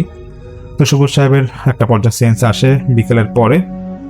তো আসার পর সবুজ সাহেবকে জিজ্ঞেস করা হয় যে তুমি কি বাবা এখানে কি করলা, সমস্যা কি হয়েছে তোমার, মানে সবুজ সাহেব বাবা ওনাকে জিজ্ঞেস করতেছে। তখন সবুজ সাহেব বলতেছে যে আব্বা আমি কিছু বলতে পারবো না, পুকুর পাড়ে গেছিলাম, বড়শিটা ফেললাম, আর আমি মানে একটা চিরকুটের মতো পাইছি, আর বড়শিটার মধ্যে কেমন যেন ধোয়া ধোয়া এরকম কি একটা দেখলো, তারপর আমি কিছু বলতে পারবো না, মনে নাই। তো এটা বলার পরে ওই উনি আবার এরকম মানে পুরো খুব দুর্বল বা টায়ার্ড লাগছিল না, এরকম মানে শুয়ে গেছিল। আবার উনি কিছুক্ষণ পর উঠে বলতেছে আব্বা আমার এখন মনে পড়ছে, আমি একটা জিনিস দেখছি, খুব খারাপ জিনিস দেখছি, এটা আমার এখন মনে পড়ছে।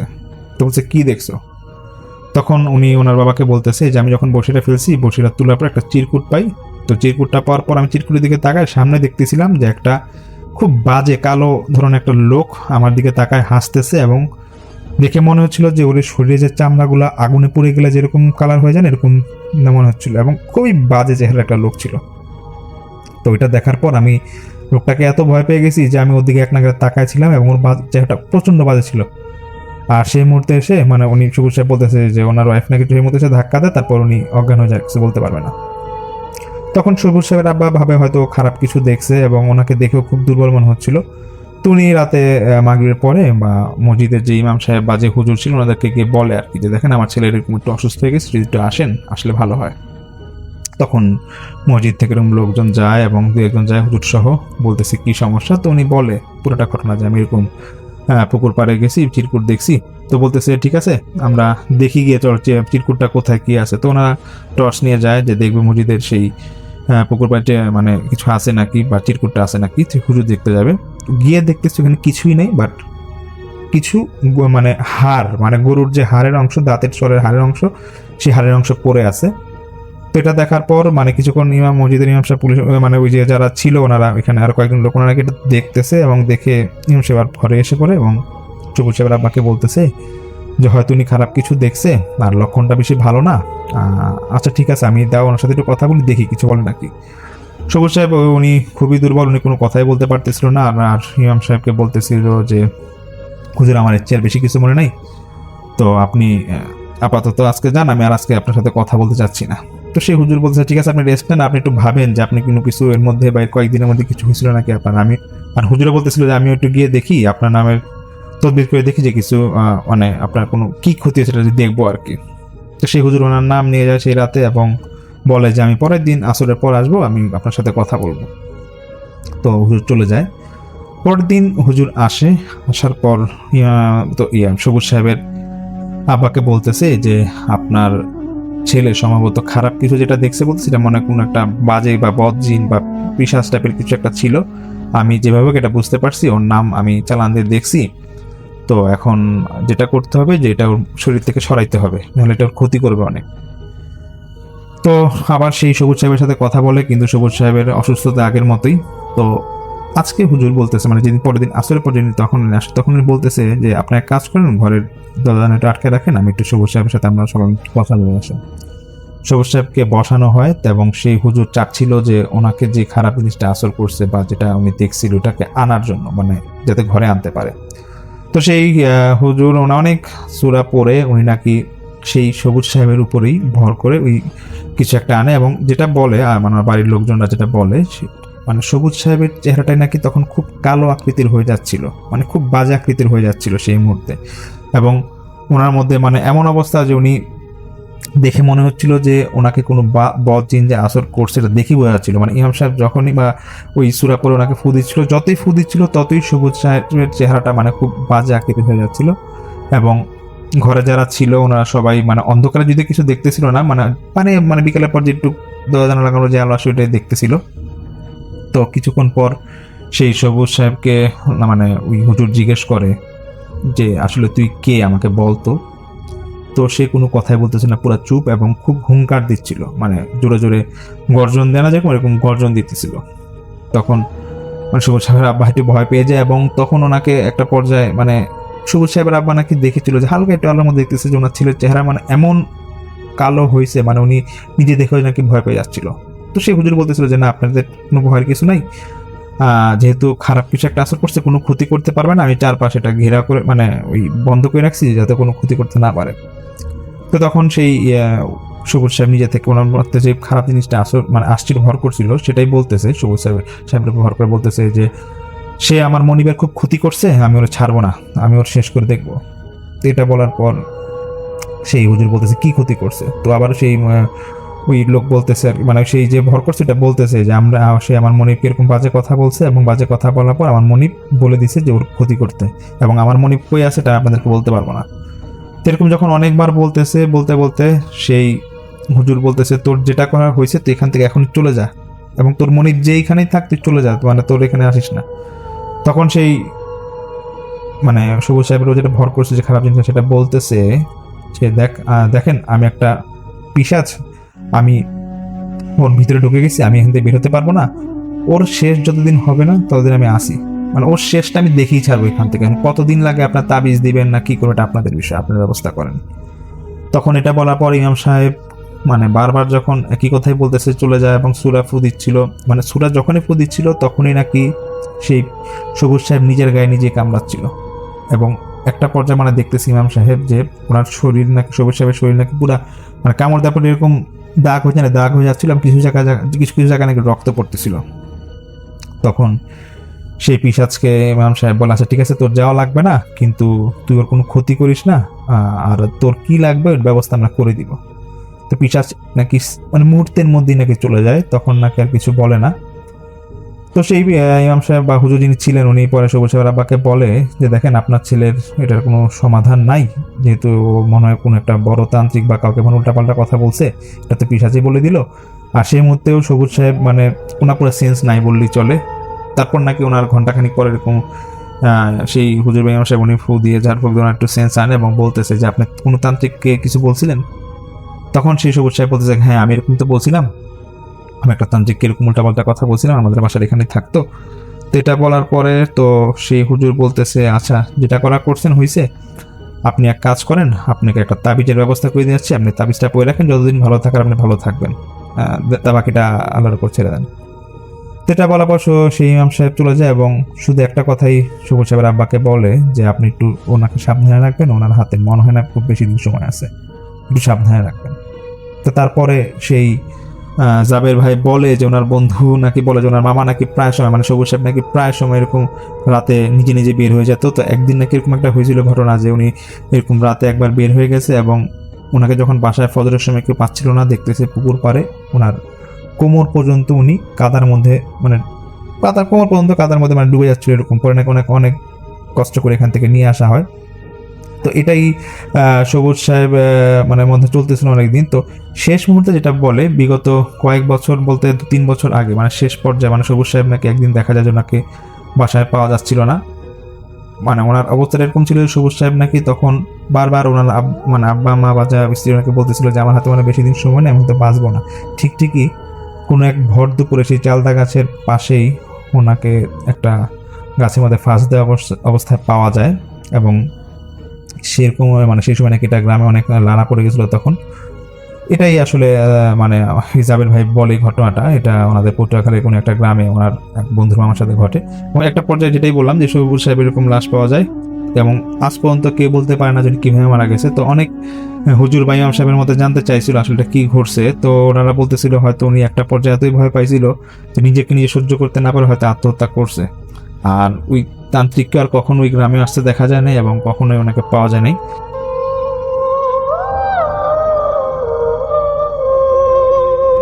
আর এই ঘটনাটি আমাদের কাছে শেয়ার করেছেন নওশিন ফারিয়া, কানাডা থেকে। নওশিন অতীতে আমাদের সাথে কাহিনী শেয়ার করেছিলেন, তিনি তখন বাংলাদেশে ছিলেন, তাই এর মাঝে তিনি কানাডায় চলে যান এবং বেশ অনেকদিন তিনি কোনো কাহিনী পাঠাতে পারেননি। তিনি লিখেছেন, তিনি শুনতেন, মাঝে মাঝে এই অদ্ভুতরে শুনতেন, আর তার ইচ্ছা করতো কোনো কাহিনী কালেক্ট করে পাঠাতে, কারণ তার খুব প্রিয় অদ্ভুতরে। তো ফাইনালি তিনি একটা কাহিনী কালেক্ট করেছেন এবং তিনি সেটি সেন্ড করেছেন আমার কাছে। আমাকে অনুরোধ করেছেন আমি যেন আমার মতো করে ঘটনাটা আপনাদের কাছে প্রেজেন্ট করি। আমি চলে যাব নওশিনের পাঠানো ঘটনায়। নওশিন যেখানটায় কাজ করে সেটা শহর থেকে একটু দূরে। সে সেখানে প্রসেস ইঞ্জিনিয়ার হিসেবে কাজ করে একটা অফিসে, এবং শহর থেকে দূরে হওয়ায় জায়গাটার আশেপাশে বেশ সুন্দর ন্যাচারাল ভিউজ আছে, জানালা দিয়ে দেখা যায়। বিশেষ করে উইন্টারে বেশ বিষাদ করা ভিউ মনে হয়। সে লিখেছে জানালার পাশে তার ডেস্ক হাতে এসে বসে যখন তাকায় বাইরে তুষার পড়লে বা বরফ পড়লে চারিদিক তুষারে ছেয়ে যায়, আর কেমন যেন একটা বিষণ্ণতা ভর করে চারপাশে। গাছগুলো মরা, সেখানে পাতা নেই, অন্যরকম লাগে। তো যাই হোক, এরকমই একটা উইন্টারের দিনে নওশিন অফিসে গিয়েছে কাজ করতে, কপি হাতে বসেছে। তো দেখলো যে ওই দিন হাতে তেমন কাজ নাই। তো তার কলিগ কথা বলছিল তার সাথে, বিভিন্ন বিষয় নিয়ে গল্প করছিল। এর মাঝে তাদের আরেক কলিগের একটা ব্যাপার নিয়ে কথা হয়, এবং সেখানে সে বলে যে তাকে বোবায় ধরে মাঝে মাঝে। তো বোবায় ধরছিল এবং বোবায় ধরার জন্য সে অফিসে আসতে পারেনি ওই দিন, খুব খারাপ অবস্থা ছিল। তো এটা শুনে নওশিন বলে যে আসলে তোমাকে কি এরকম বোবায় ধরে? বলে যে হ্যাঁ, আমাকে এরকম বোবায় মাঝে মাঝে ধরে। তো তখন তাদের আরেক কলিগ ছিল, সে ওই পাশ থেকে বলল যে টেল মি অ্যাবাউট ইট। হ্যাঁ, তার নাম জর্ডান। সে বলল যে আমাকে এই বিষয়ে মানে বলতে বলো, আমি বলবো তোমাকে যে আমাদের বাসাটা একেবারে এইসব ভয়ের ঘটনায় পরিপূর্ণ। মানে ওইখানে বোবায় ধরবেই, আমাদের বাসায় যেই থাকবে তাকে বোবায় ধরবে বা সে কিছু একটা এক্সপিরিয়েন্স করবে। তো তখন নওশিন বলে যে বলো না কি ব্যাপার, তোমাদের বাসার কি ঘটনা কি? তো তখন সেই ছেলেটা শেয়ার করে তাদের বাসার কথা। এই বাড়িটা জর্ডানের বাবা মা কিনেছিল বেশ কিছুদিন আগে, বেশ অনেকদিন আগে কিনেছিল। তো খুব কম দামে পাইছিল বাড়িটা। কম দামে পাওয়ার কারণ হচ্ছে এটা শহর থেকে একটু দূরে বাড়িটা। তো তার বাবা মার তখন ইচ্ছা ছিল একটা বাড়ি কিনবে আর কি। তারা টাকা পয়সা সেভ করেছিল কিছু, তো বাড়ি নিয়ে ঘুরছিল বিভিন্ন রিয়েল এস্টেট এজেন্টদের ওখানে। একটা বাড়ি তারা ক্যাটালগে বেশ কম দামে দেখে যে বেশ কম দামে বিক্রি হচ্ছে। তো বাড়িটার আশপাশ দিয়ে ভিউজ খুব সুন্দর, আর যে ফ্যাসিলিটিস গুলো লেখা সেগুলোও বেশ ভালো। তো তার বাবা মা চায় ওটা দেখতে। তো সেই এজেন্ট তাদেরকে বাসাটায় নিয়ে যায়। তো বাসায় গিয়ে দেখে বাসাটা ফ্রেশলি পেইন্ট করা, নতুন করে রং করা হয়েছে, ফ্রেশ পেইন্টের ঘ্রাণ। এবং বাসার ভেতরে ঢোকার পরে মোটামুটি বেশ সবকিছুই বেশ সুন্দর। মানে ঢোকার পর মূল যে লিভিং রুম গুলা সবগুলা মানে মোটামুটি ভালো মতো রিনোভেট করা, খুব সুন্দর করে করা হয়েছে। বাড়ির পেছন দিকে যে একটা ইয়ার্ড আছে সেটাও বেশ সুন্দর, লনমোর করে রাখা হয়েছে, মানে বেশ ভালো। তাদের বেশ পছন্দ হয় বাসাটা দেখে। তো বেসমেন্ট যখন দেখতে যায় তখন গিয়ে তারা একটু অড কিছু ব্যাপার স্যাপার দেখে বেসমেন্টে, যে বেসমেন্টের একটা দেয়াল কালো, মানে বেশ ব্ল্যাক রং করা, এবং এক পাশে কিছু ছোপ আছে, কেমন জানি খয়েরি রঙের ছোপ। তো জর্ডানের বাবার কাছে এই জিনিসটা কেমন জানি লাগে, কেমন জানি ভালো লাগে না। তো তিনি ওই এজেন্টকে জিজ্ঞেস করে যে এই দেয়ালের এই অবস্থা কেন, আর বেসমেন্টটাও জানি কেমন হয়ে আছে। তো তখন এজেন্ট বলে যে আসলে এখানে তো একজন অ্যাস্ট্রোলজিস্ট থাকতো এবং তিনি বেশিরভাগ টাইমেই এই বেসমেন্টে টাইম কাটাইতেন। এই উনার নিজের মতো কাজ করতেন, এটা ওইটা আঁকতেন, কি রং করতেন নিজের মতো। তো এই কারণে এই এরকম। আর এটাকে আসলে আমরা সবকিছু যখন রিনোভেট করছি, বেসমেন্ট আর আমাদের ধরা হয় নাই। তো তখন জর্ডানের বাবা বলে ওকে আই সি। তো বললো যে কেন তোমরা বেসমেন্টটা করো নাই? বলে করি নাই, আসলে করা হয় নাই, তুমি চাইলে আমরা করে দিতে পারি। তো সে বলে যে এরকম করলে এই ব্যাপার, এক্সট্রা কস্ট কতটুকু যোগ হবে এগুলো বলে দেয় বাড়ির দামের সাথে। আর তখন জিজ্ঞেস করে জর্ডানের বাবা যে অ্যাস্ট্রোলজিস্ট কোথায়? বলে তার মানে শেষ যাত্রা এখান থেকে হয়েছে, সে শেষ দিনগুলোতে এই বাড়িতেই ছিল। তো যাই হোক, জর্ডানের বাবা শুনে তার মায়ের সাথে পরে আলাপ করে অন দ্য ওয়ে ব্যাক বাসায় আসার সময় যে বাসাটা তারা নেবে নাকি। তো জর্ডানের মা নাকি বলে যে এত সস্তায় তো এদিকে বাড়ি পাবা না, নিয়ে নাও, এটা আমরা নিয়ে নিব। তো যাই হোক, বাড়িটা তারপর তার জর্ডানের বাবা মা কিনে নেয়। তো কেনার পর খুব খুশি মনেই তারা বাড়িতে উঠে এবং খুব ব্যস্ততা থাকে, তাদের জিনিসপত্র টানাটানি করে। জর্ডানের ভাই হেল্প করে তাদের, জর্ডানের ভাই তাদের সাথে থাকতো না, সে সেপারেটলি থাকতো। আর জর্ডানের বাবা মা তারা থাকতো। তো জর্ডানের ভাই সহ এসে তাদেরকে খুব হেল্প করে জিনিসপত্র তুলে দিতে। তো যাই হোক, তারা বাড়িটা গোছায় ফেলে। আর জর্ডানের বাবা বলে, বেসমেন্টের কথা যে বলছিল লোকটা যে আমরা ফিক্স করে দিতে পারি, এজেন্ট বলছিল যে একটা কস্ট দিয়েছিল, বলছিল এত টাকা কস্ট পড়বে। তো তিনি বলছিলেন যে না, আমি নিজেই করে নিব। তো উনি আপাতত বেসমেন্ট নিয়ে এত চিন্তিত না, জর্ডানের বাবা। তিনি চিন্তা করছে যে আমি পরবর্তীতে করব। ওইখানে শুধু ওই যে হিটার আর এগুলো আছে, সুতরাং এগুলা নিয়ে তিনি চিন্তা করেন না। তো যাই হোক, তারা সবাই সেট হয়ে গেল বাড়িতে এবং দু একদিন জর্ডানের ভাইও থাকলো তাদের সাথে এবং তারা মোটামুটি সময় কাটালো। তো জর্ডানের কাছে বাড়িটা বেশ ভালো লাগতেছে, কারণ যে লিভিং রুমটা এটা বেশ প্রশস্ত, বড়, ছাদটা অনেক উঁচু, আর উপর থেকে একটা শ্যান্ডেলিয়ার ঝুলতেছে, বেশ সুন্দর লাগতেছে। জর্ডানদের যে আগের বাসাটা এটা এতটা এরকম বড় ছিল না। আর এই বাসার নিচে তাদের যে পাশে যে তাদের ডাইনিং স্পেস, এটাও বেশ সুন্দর, বেশ বড়। তার পাশে কিচেনটাও প্রশস্ত এবং সোজা চলে গেলে এখানে লন্ড্রি রুম, ডান দিকে গেলে বেসমেন্টে নামার দরজা। তো এই জায়গাটা জর্ডানের কাছে বেশ একটু মানে রহস্যময় লাগছে, কারণ তার বাবা বলছে তাকে যে নিচে যাবা না, নিচে যাওয়ার কোনো প্রয়োজন নাই, বেসমেন্টে এখন আমরা ধরি নাই, আমি লোকজন এনে ঠিক করবো তারপরে বেসমেন্টে যাবো, এর আগে যাওয়ার দরকার নাই। হিটার নিয়ে যদি কোনো প্রয়োজন হয় আমি যাব, হ্যাঁ, পানির পাম্প এগুলো নিয়ে কোনো প্রয়োজন হলে আমি যাব, তোমার যাওয়ার কোনো দরকার নাই। তো জর্ডান তখন কিন্তু টিনেজ, তার ওই সময় কিউরিয়াসিটি বেশি। কোনো টিনেজকে যদি বলা হয় যে অমুক জায়গায় যেও না বা ওইটা ধরো না, সে কিন্তু বেশি কিউরিয়াসিটি ফিল করে সেটার প্রতি। তো জর্ডানের ক্ষেত্রেও তাই হয়েছে। তার বাবা মানা করার পরও তার বাবা যখন অন্যদিকে গেছে, সে ওই ঢুকছে ওখানে, বেসমেন্টের দরজা খুলে নিচে নামছে। তো নেমে দেখে অন্ধকার, কেমন জানি বেসমেন্টের পরিবেশটা তার কাছে একটু গা ছমছম করা লাগছে। মানে এইটা আবার তার কাছে একটু অ্যাডভেঞ্চারাস মনে হয়েছে যে এরকম লাগে কেন। সিঁড়ি যায় নামার সময় দেখছে যে সামনে দিয়ে একটা চেয়ার রাখা, এই পাশে একটা ছোট্ট কাউচ, দুইটা শেলফ রাখা, আর এই সামনে দেয়ালটা একদম কালচে, মানে কালো রং করা, মনে হচ্ছে এখানে যে খুব মানে ডিপ ব্ল্যাক কালার কেউ করছে, মানে এর থেকে ডিপ ব্ল্যাক আর হতে পারে না, এরকম আছে। আর হেঁটে যখন সামনে গেল, পাশে দেখতেছে সে যে খয়েরি রঙের ছোপ নিচে অনেকগুলা। তো তার কাছে একটু অ্যাবনর্মাল মনে হলো যে এরকম কেমনে হয়, এরকম রং মানুষ করে নাকি। যাই হোক, সে ঘুরে তাকাইলো পিছনের দিকে, দেখবে যে ওখানে কি অবস্থা, তাদের যে ওয়াটার হিটার আর অন্যান্য যে যন্ত্রপাতি আছে পিছনে, সেগুলা কি অবস্থা। তো হেঁটে ওদিকে যাচ্ছে, তো ওইখানে একটা ছোট লাইট লাগানো ছিল ওই পাশে, মানে আলো একদম কম। কেমন জানি লাগতেছিল জর্ডানের কাছে যে ওই জায়গাতে ঢুকতে গেলে, যেটা করিডোরের মতো ছোট, তো দুই পাশে হয়ে আসছে, চিকন হয়ে আসছে, কেমন যেন একটা মানে উদ্ভট একটা ফিল হইতেছিল তার কাছে। মনে হচ্ছিল যে ওই ওয়াটার হিটারের রুমের ভিতরে কেউ আছে, এরকম লাগতেছিল, আর তাকে কেউ দেখতেছে।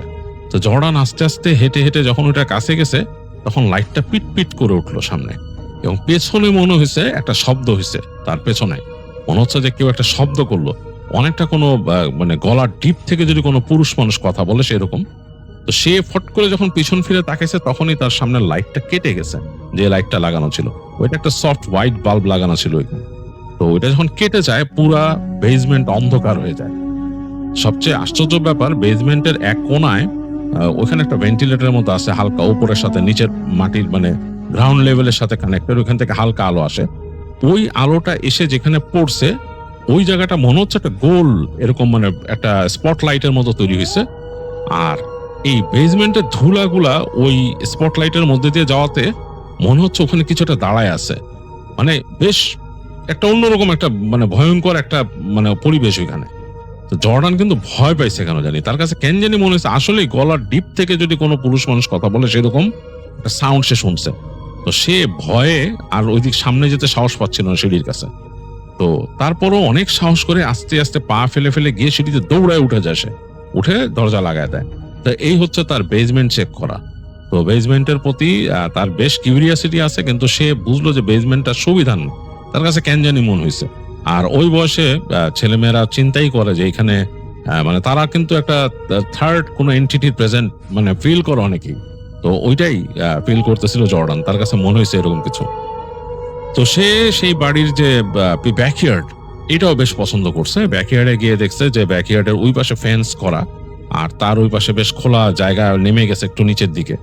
আর এতটুকু জায়গা এই যেহেতু এরা এজেন্টরা কাজ করে দিছে, মানে এখানে মানে তাদের যে রিয়েল এস্টেট এজেন্টরা তারা লনমোর করে গেছে, তো এখন তাদের করতে হবে। কিছু কিছু ঘাস কর্নারে বড় হয়ে গেছে, এগুলো সম্ভবত থাকবে না যখন উইন্টারটা ভালো মতো আসবে।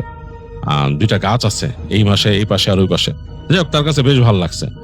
তো যেই দিন জর্ডান ওই নিচে নেমে ভয় পাইছিল সেই বেসমেন্টে, তার কাছে যখন ভয় লাগছিল, ওই দিন রাত্রে জর্ডানের প্রথম একটা সমস্যা হয়। সমস্যাটা এরকম, তার রুম কিন্তু ওপর তলায়, তার বাবা মার রুম হচ্ছে এখানে, আর মাঝখানে যে রুমটা আছে ওইটা তার ভাই বুক করে রাখছে, মানে তার ভাই ওইটাতে কাউকে থাকতে দিবে না। সে নিজে যখন আসবে এখানে সে থাকবে, সে আলাদা থাকে। যাই হোক, তো এই পাশের একটা রুমের মধ্যে জর্ডানের থাকার জায়গা। তো জর্ডান যখন রুমে উঠছে তার কাছে বেশ ভালো লাগছিল, সে নিজেও রুমটা চুজ করে নিয়েছিল। তো যেই দিন সে বেসমেন্টে ভয় পায় ওই দিন একটা ঘটনা ঘটে। সেদিন সে রাতের বেলা শুয়েছিল, শুয়ে শুয়ে তার হাতে ও তার একটা গেম কনসোল ছিল, হ্যান্ডহেল্ড গেম কনসোল, ওটাতে গেম খেলতেছিল। তো গেম খেলতে খেলতে তার চোখ লেগে আসে, সে বিছানায় শুয়ে এলায় পড়ে, মানে ঘুমায় গেছে। তার রুমের বাতিটা কিন্তু সে নিভায় নাই, বা বাতিটা ওইভাবেই জ্বলতেছিল। তো অনেকক্ষণ ঘুমায় থাকার পর হঠাৎ করে তার মনে হয় যে তার রুমটা অন্ধকার এবং রুমের মধ্যে যতটুকু হিট থাকা দরকার ততটুকু হিট নাই। এটা মনে করে জর্ডান উঠতে যায়, তো সে ফিল করে যে তার বুকের উপরে যে তার কনসোলটা ধরে রাখছিল এটা তার বুকের উপরে আসছে, তার কমফোর্টারের উপরে, বেশ ঠান্ডা। তো সে উঠতে যাচ্ছে, এই সময় হঠাৎ করে তার মনে হয় যে তাকে কেউ একজন চেপে ধরছে। এই চেপে ধরাটা মানে ভয়ঙ্কর রকম চেপে ধরা। হঠাৎ করে মনে হচ্ছে যে তার বুকের উপর হাঁটু গেড়ে বসে কেউ তাকে চেপে ধরছে, এবং সে ঠিক মতো তাকাইতেও পারতেছে না, তার চোখও খুলতে পারতেছে না, একটা শব্দ করতে পারতেছে না, শরীর নাড়তে পারতেছে না। তো এইটা মানুষ বলে স্লিপ প্যারালিসিস, এটা সম্বন্ধে জর্ডানও জানে যে স্লিপ প্যারালিসিস হয় মানুষের, কিন্তু তার কাছে মনে হচ্ছে এটা পুরাই আনইউজুয়াল, কারণ সে কিন্তু উঠছিল ঘুম থেকে, মানে, এবং তার মনে আছে যে সে ঘুমের আগে লাইট বন্ধ করে নাই, কারণ সে ঘুমায় গেছিল খেলতে খেলতে, গেমস খেলতে খেলতে ঘুমায় গেছিল।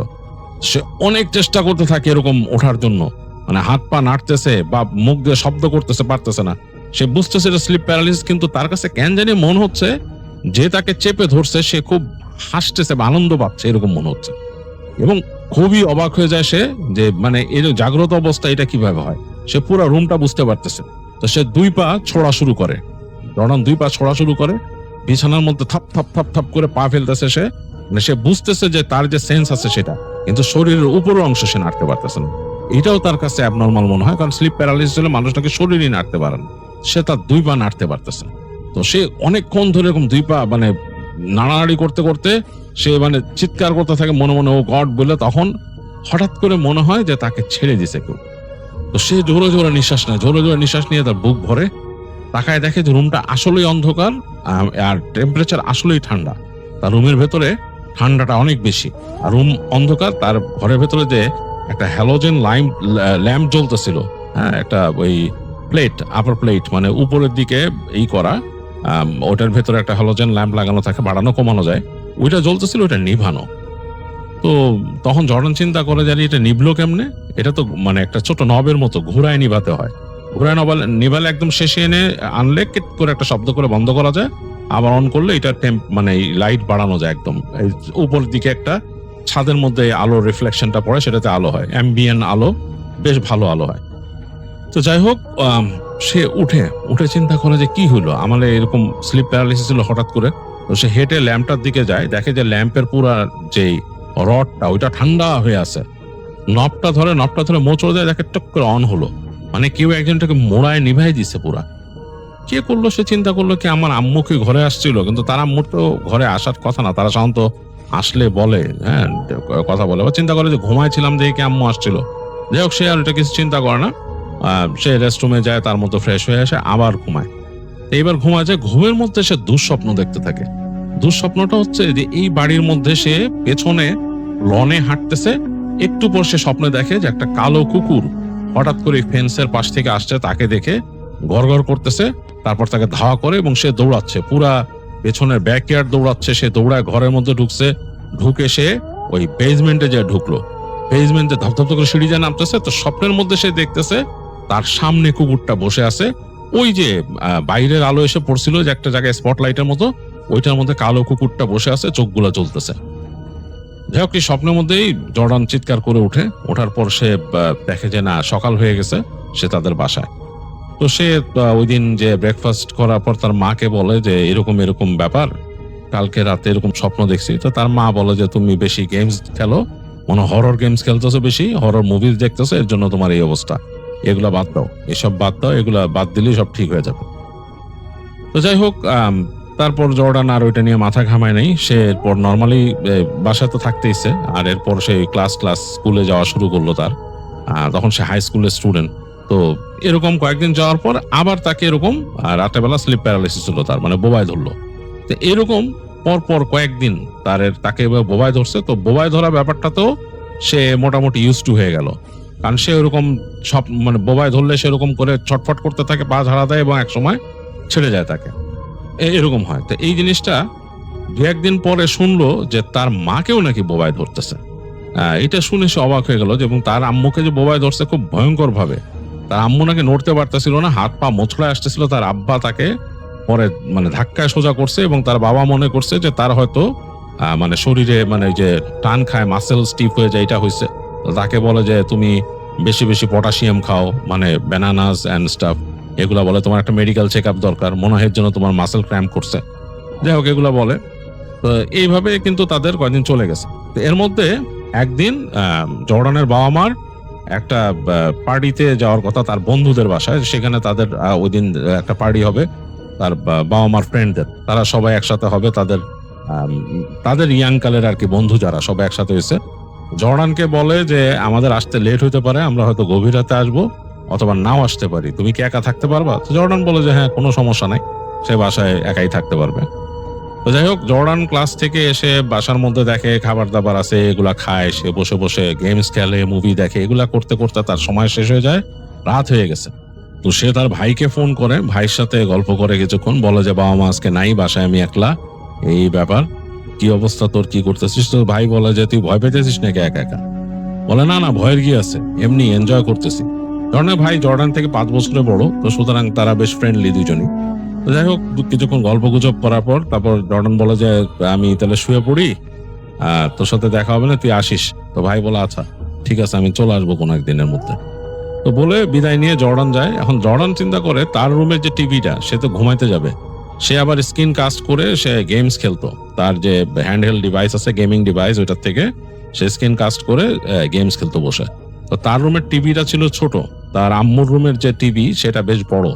তো সে চিন্তা করে যে আজকে আম্মুর রুমে থাকি, ওখান থেকে গেম খেলবো স্ক্রিন কাস্ট করে। এই চিন্তা করে সে তার মায়ের রুমে চলে আসে। মায়ের রুমে চলে এসে বিছানা দেখে যে গোছানো সুন্দর, তো সে শুয়ে পড়ে নিজের মতো, কমফোর্টার গায়ে দিয়ে, এবং বিছানাটা বেশ ভালো কমফোর্টেবল, তার বাবা মার বিছানা যেটা। তো ওখানে বসে সে তার গেমিং মেশিন নিয়ে বসে, মানে তার যে হ্যান্ডহেল্ড মেশিন, সেটাতে স্ক্রিন কাস্ট করে সে গেম খেলা শুরু করে। তো গেম খেলতেছে, বেশ ভালো লাগতেছে। তো যেটা হয় যে তার একটা অভ্যাস ছিল জর্ডানের, গেম খেলতে খেলতে ঘুমায় যেত সে। তো ওইরকম এক সময় তার চোখ লেগে আসতেছে ঘুমে, এইভাবেই সে ঘুমায় গেল। তো কতক্ষণ ঘুমাইছে সে বলতে পারবে না, হঠাৎ করে তার ঘুম ভাঙছে। তো ঘুম ভাঙার পরে সে হঠাৎ করে তাকাচ্ছে ডানে বামে, তো ঘর কিন্তু অন্ধকার, মানে হালকা আলো ঘরের মধ্যে। মানে এই ঘরে ওই দিনকার মতো এই যে বড় ল্যাম্পটা যে জ্বালাইছিল, হ্যালোজেন ল্যাম্প, ওইটা বন্ধ। কিন্তু দেখতেছে ওই যে ল্যাম্প বন্ধ।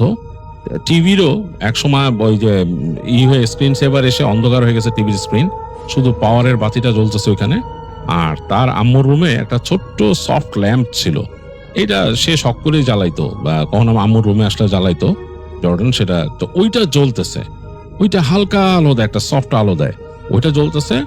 আর তখন কিন্তু উইন্টার এসে পড়ছে যখন এই ঘটনা, তখন সে তাকায় দেখতেছে তো জানালার বাইরে, দেখতেছে যে ওই সেই জানালা, যেহেতু এটা দোতলার উপরে, আশেপাশে বাড়ি নাই, সে কিন্তু ওই যে ব্লাইন্ড গুলো আর টানে নাই বা খুলে নাই, সেইভাবে রেখে দিছিল। তো বাইরে দেখা যাচ্ছে হালকা আলো আধারি রাতের, আর গাছের কতগুলো মাথা ছিল ওগুলো নড়তেছে ওইখান দিয়ে, এটা দেখা যাচ্ছে।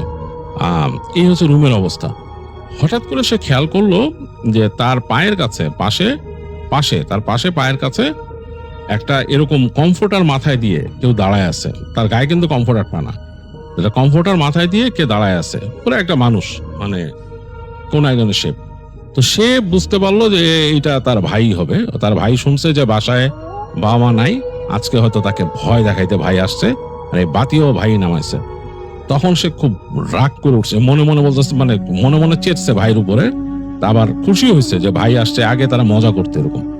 সে বললো হঠাৎ করে গেট আউট অফ হিয়ার বলে সে হাত দিয়ে ওই ইটা টান দিছে, কমফোর্টার টান দিছে, টান দিয়ে দেখে মনে হলো যে মানে ওই যে ল্যাম্পের আলো যেটা ছিল না, ওই ল্যাম্পের আলোর মতো আলো কমফোর্টারের তল থেকে বের হয়ে গেল, ছড়ায় গেল লিকুইডের মতো চারিপাশে, অ্যাজ ইফ যে কোনো পানির মধ্যে যদি কেউ ফসফরাস রং দিয়ে দেয় যেভাবে ছড়ায় যায়, জাস্ট লাইক দ্যাট ওইভাবে ছড়ায় গেল তার ইসের উপরে, তার কমফোর্টারের উপরে। আর এই কমফোর্টারের নিচে কেউ নাই, যে কমফোর্টারটা সে টান দিয়ে ফেলছে ওর নিচে কোনো মানুষ নাই, কিছু আলোর মতো ছড়ায় গেছে তার কমফোর্টারের উপরে, এবং এটা একটা কেমন কালার জানি, অনেকটা ভায়োলেট টাইপের কালার ছড়ায় গেছে।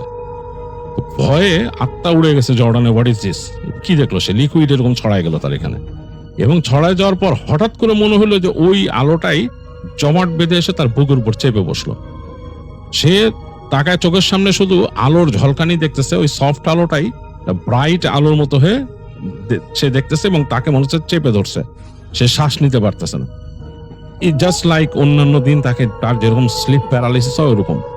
ধরন সাথে সাথে পা দুইটা এরকম ছুটতেছে, এবং সে কথা বলার চেষ্টা করতে, সাউন্ড করার চেষ্টা করতে, কিচ্ছু না, অনেক কষ্ট হয়েছে, তার দম বন্ধ হয়ে আসতেছে। তখন সে শুধু মনে মনে বলছে, oh god god save me, let me go, let me go, এরকম বলতেছে। তো যখন সে কয়েকবার বলছে তখন মনে হলো হঠাৎ করে তাকে ছেড়ে দিল, মানে মানে রিলিজ হয়ে গেল, প্রেশারটা রিলিজ হয়ে গেল। সে লাফ দিয়ে উঠে বসছে বিছনায়, উঠে নিঃশ্বাস নিচ্ছে, তাকায় দেখতেছে কেউ নাই, ঘরের মধ্যে কেউ নাই, ঘরটা পুরো নীরব। ওখানে ওই সফট ল্যাম্পটা জ্বলতেছে, আর পাশে মানে তার বিছানার পাশেই ওই আরেকটা কমফোর্টার সেটা পড়ে আছে। তো সে চিন্তা করছে এই কমফোর্টার কোথা থেকে আসলো। সে ভালো মতো খেয়াল করে দেখলো এইটা তার কমফোর্টার, তার রুমের কমফোর্টারটাই।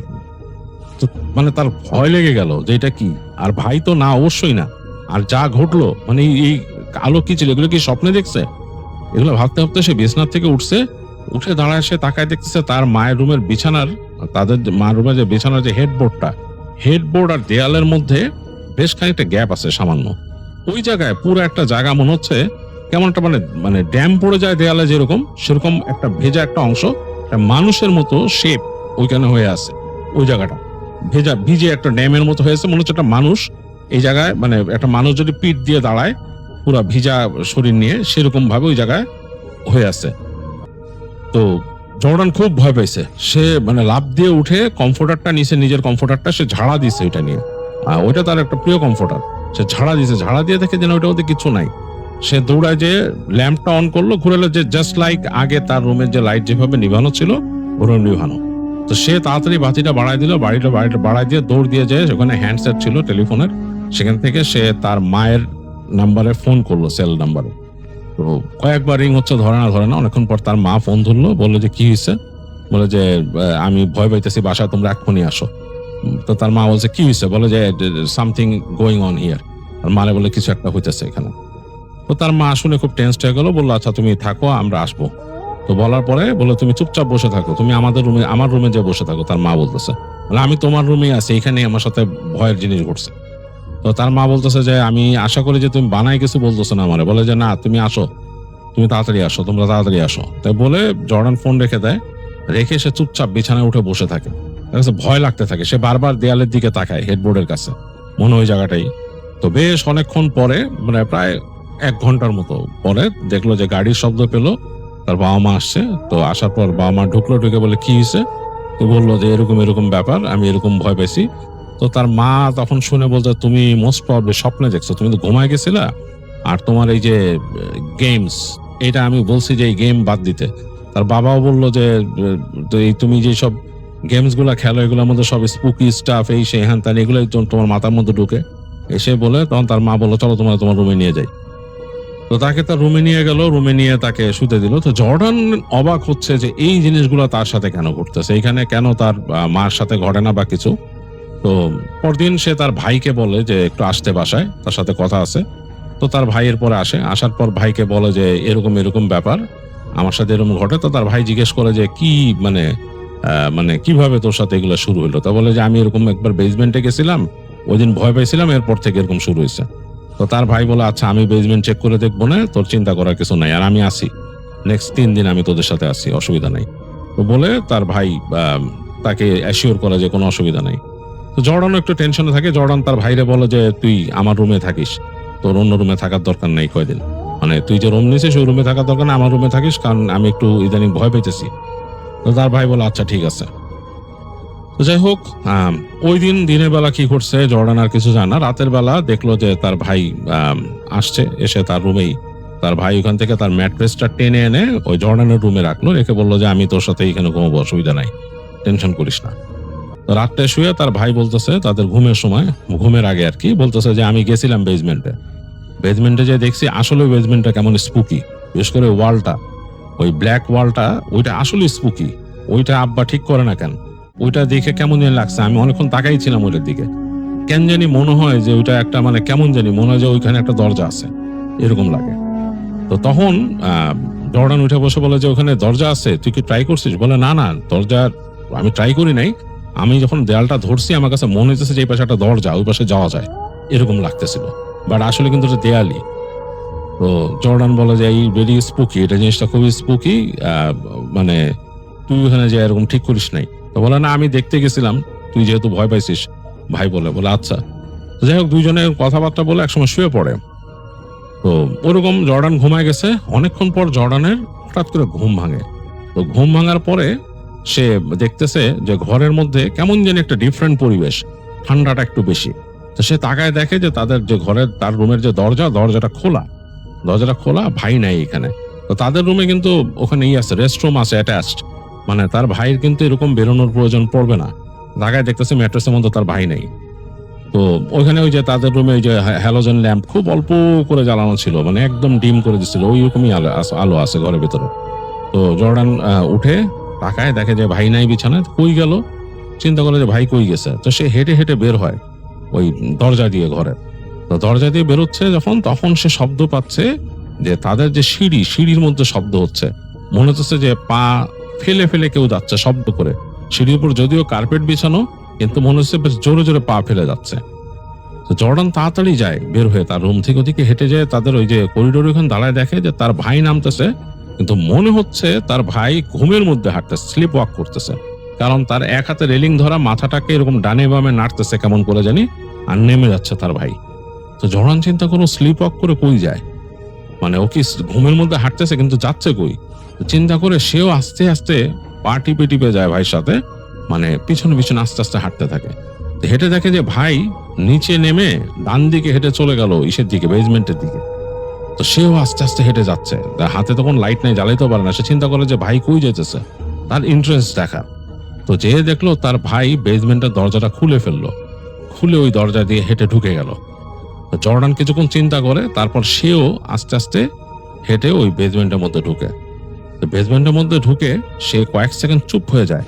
সে বুঝতে পারতেছে না যে মানে এখানকার অবস্থা কি, কারণ বাতি জ্বলতেছে না, অন্ধকার, বেজমেন্টটা একদম ডিপ অন্ধকার। সে চিন্তা করছে বাতি জ্বালবো, ভাই তো এখানে ঢুকছে, আমি দেখছি, মানে ভাইরে তো ঢুকতে দেখছি, ভাই কই গেল। তো এই কয়েক সেকেন্ড দাঁড়ানোর পরেই তার চোখে একটু আলো আধারি শুয়ে আসে নিচে, কারণ ওই যে বেজমেন্টের মধ্যে একটু ওই যে খোলা আছে ভেন্টিলেটরের মতো, ভেন্টিলেটর ঠিক না, আলো আসার জন্য আসলে ওই জায়গাতে একটু খোলা, উপরে গ্রাউন্ড লেভেলের আলোটা একটু করে নামে। তো ওইটা যেহেতু ওখানে ঢোকে, সে ওইটার মধ্যে দেখতে পেল হালকা আলো আধারি, ওইখানে আলো আধারি, এবং সে খেয়াল করে দেখে তার ভাই ততক্ষণে ওই সিঁড়ির নিচে নেমে গেছে, এবং নেমে হেঁটে গিয়ে তার ভাইকে সে বুঝতে পারলো আলো আধারির মধ্যে যে ভাই যে ওখানে চেয়ারের মধ্যে বসে আছে। তো জর্ডান একটু অবাক হয়েছে যে ভাই এখানে বসে কি করে। তো সে আস্তে আস্তে সিঁড়িতে পা টিপে টিপে নামতেছে, সিঁড়িতে কার্পেট দেয়া, মানে আস্তে আস্তে পা টিপে নামলে বোঝা যাবে না। জর্ডান আস্তে আস্তে হাঁটতেছে এবং দেয়ালের সাথে পিঠ লাগায়, সে ওদিকে মানে দেখা দিতে চাচ্ছে না তার ভাই তাকে দেখুক, কি ব্যাপার সে জানতে চায়। জর্ডান যখন সিঁড়ির একবারে প্রান্তে নেমে আসছে, সে দেখতেছে তার ভাই দেয়ালের দিকে তাকায় কি জানি বলতেছে, কার সাথে কি জানি কথা বলতেছে। তো অবাক হয়ে গেল সে যে তার ভাইয়ের সাথে আরেকটা কণ্ঠ সে শুনতে পাচ্ছে, বেশ মোটা ভারী কণ্ঠ, যেটা সে শুনছিল প্রথম দিন এখানে আসার পর। তার সারা শরীরের রোম দাঁড়ায় গেল, কারণ ঘরের মধ্যে তো হালকা আলো আধারি, মানে এই যে বাইরের হালকা আলো আসতেছে এখানে, এতে করে মানে ঘরটার মধ্যে সামান্য আলো তৈরি হয়েছে। আর এর মধ্যে চেয়ারটা বোঝা যাচ্ছে, চেয়ারের মধ্যে তার ভাই বসে আছে, সে বুঝতে পারতেছে তার ভাই তাকায় আছে সামনের দেয়ালের দিকে, আর ওই দেয়ালের ওখান থেকেই কণ্ঠস্বর আসতেছে একটা ভারী কেমন জানি। তো মানে সে স্পষ্ট শুনলো, কণ্ঠস্বরটা বলল, look who is here, your little curious brother, বলে কেমন যেন একটা হাসি দিল। তো তখন জর্ডান কিন্তু ভয়ঙ্কর রকম ভয় পেয়েছে, মানে তাকে কেউ দেখছে। সে খেয়াল করলো দেয়ালটার ওদিক থেকে হালকা একটা আলো বের হচ্ছে, একটা আলো বের হচ্ছে, এবং ওইটা একটা মানুষের মতো শেপ নিচ্ছে তার ভাইয়ের সামনে। একটা মনে হচ্ছে যে আলোর একটা মানুষ তার ভাইয়ের সামনে শেপ নিল, মানুষের শেপ। তো জর্ডান তো ভয় একদম মানে শেষ, সে একদম দেয়ালের সাথে মিশে গেছে, সহ্য করতে পারতেছে না সে। তারপর দেখলো ওই মানুষটার অবয়বটা তার ভাইকে ক্রস করে তার আর তার ভাইয়ের মাঝখানে চলে আসলো, মানে এবং ওই জায়গাটা এত ঠান্ডা হয়ে গেছে বলার মতো না। জর্ডান ভয়ে চিৎকার করা শুরু করলো, একদম টপ অফ হিজ লাংস, মানে কিচ্ছু মানে চিন্তা করতে হলে চিৎকার করতেছে সে চোখ বন্ধ করে, প্রচন্ড জোরে চিৎকার করতেছে। চিৎকারের সাথে সাথে শব্দ পেল, দ্রুম করে একটা শব্দ হলো, মনে হলো যে চেয়ার থেকে কেউ পড়ে গেল এরকম। আর একটু পরে তাদের যে বেসমেন্টের দরজার মধ্যে ঝিম করে শব্দ হলো, মানে তার বাবার চিৎকার, হোয়াট হ্যাপেন বলে তার বাবা ঢুকছে, তার মাও পিছনে আসে। তার বাবা লাইট জ্বালায় ঢুকলো, তার বাবার হাতে বন্দুক, তাদের একটা বন্দুক ছিল এখানে, হান্টিং গান, সেটা নিয়ে ঢুকছে তার বাবা। ঢুকে লাইট জ্বালাইছে ওখানে, লাইট জ্বালানোর পর দেখতেছে তার বাবা যে জর্ডান দেয়ালের সাথে একদম কর্নারে সেধায় আছে, সে চিৎকার করতেছে, তার ভাই ফ্লোরে পড়ে আছে চেয়ার থেকে।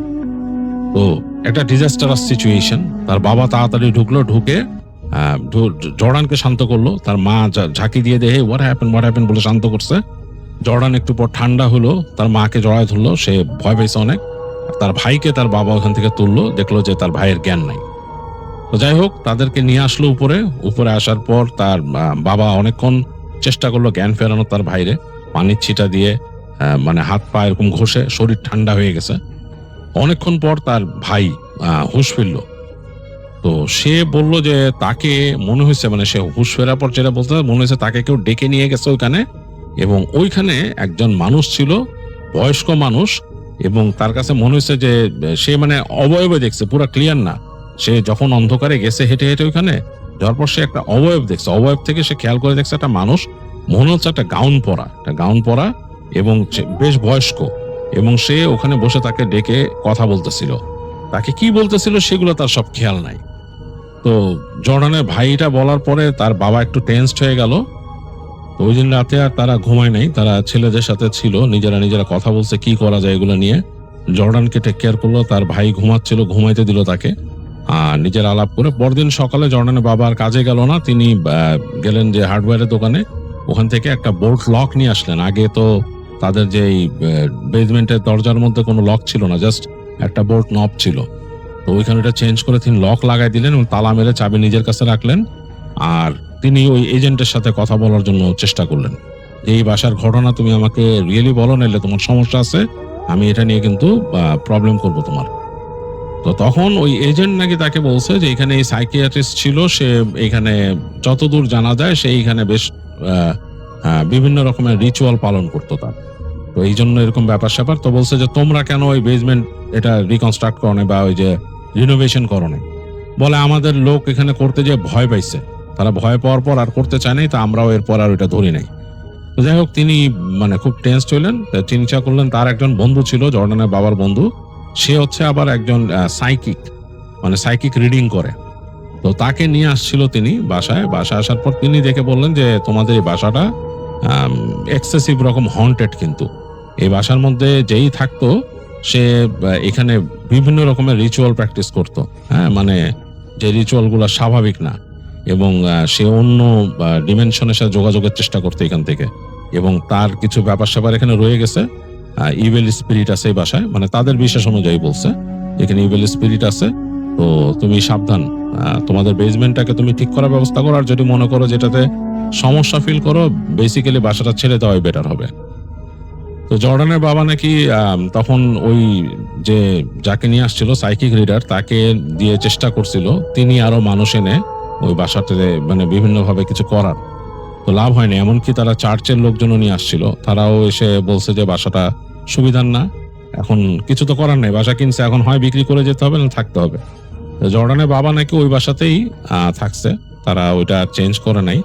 এবং ওই যে বেসমেন্ট ওইটাকে তিনি ঠিক করাইছিলেন পরে, মানে ওই যে রং টং ওগুলা সব করছিলেন, আর ওটাকে লক করে রাখতেন এরপর থেকে, এবং মানে শুধু ওই বোল্ট লক না, পরে এমনি শক্ত লক মেরে দিছিলেন। ওইখানে যদি একা একা আর কেউ যেত না, ওখানে নিচে কাজ করতে গেলে তারা একাধিক মানুষ নামতো, নেমে যে ওখানে কাজকর্ম যদি করতে হইতো করতো, আর ওখানে বসাবসির কোনো ব্যাপার ছিল না। তো ওইটা যেদিন নাকি রং চেঞ্জ করেন সেই দিন নাকি তাদের বাসার মধ্যে রাতের বেলা অনেক উলট পালট হয়েছে, মনে হচ্ছিল বাসার মধ্যে কে দৌড়াদৌড়ি করতেছে, জোরে জোরে কথা বলতেছে, ধমকাচ্ছে কাউকে, এরকম শব্দ নাকি আসছিল। আর বোবায় ধরাটা নাকি ওই বাসার থেকে মানে ছাড়ে নাই সবাইকে, মানে জর্ডানের বাবা মাকেও বোবায় ধরতে পরে। তো বোবায় ধরা ব্যাপারটা নর্মাল। তো এইটাই জর্ডান শেয়ার করছিল নওশীনদের কাছে।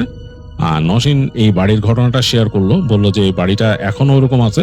জর্ডান নাকি তাকে বলছিল যে you are welcome any time if you want to come and stay in our house.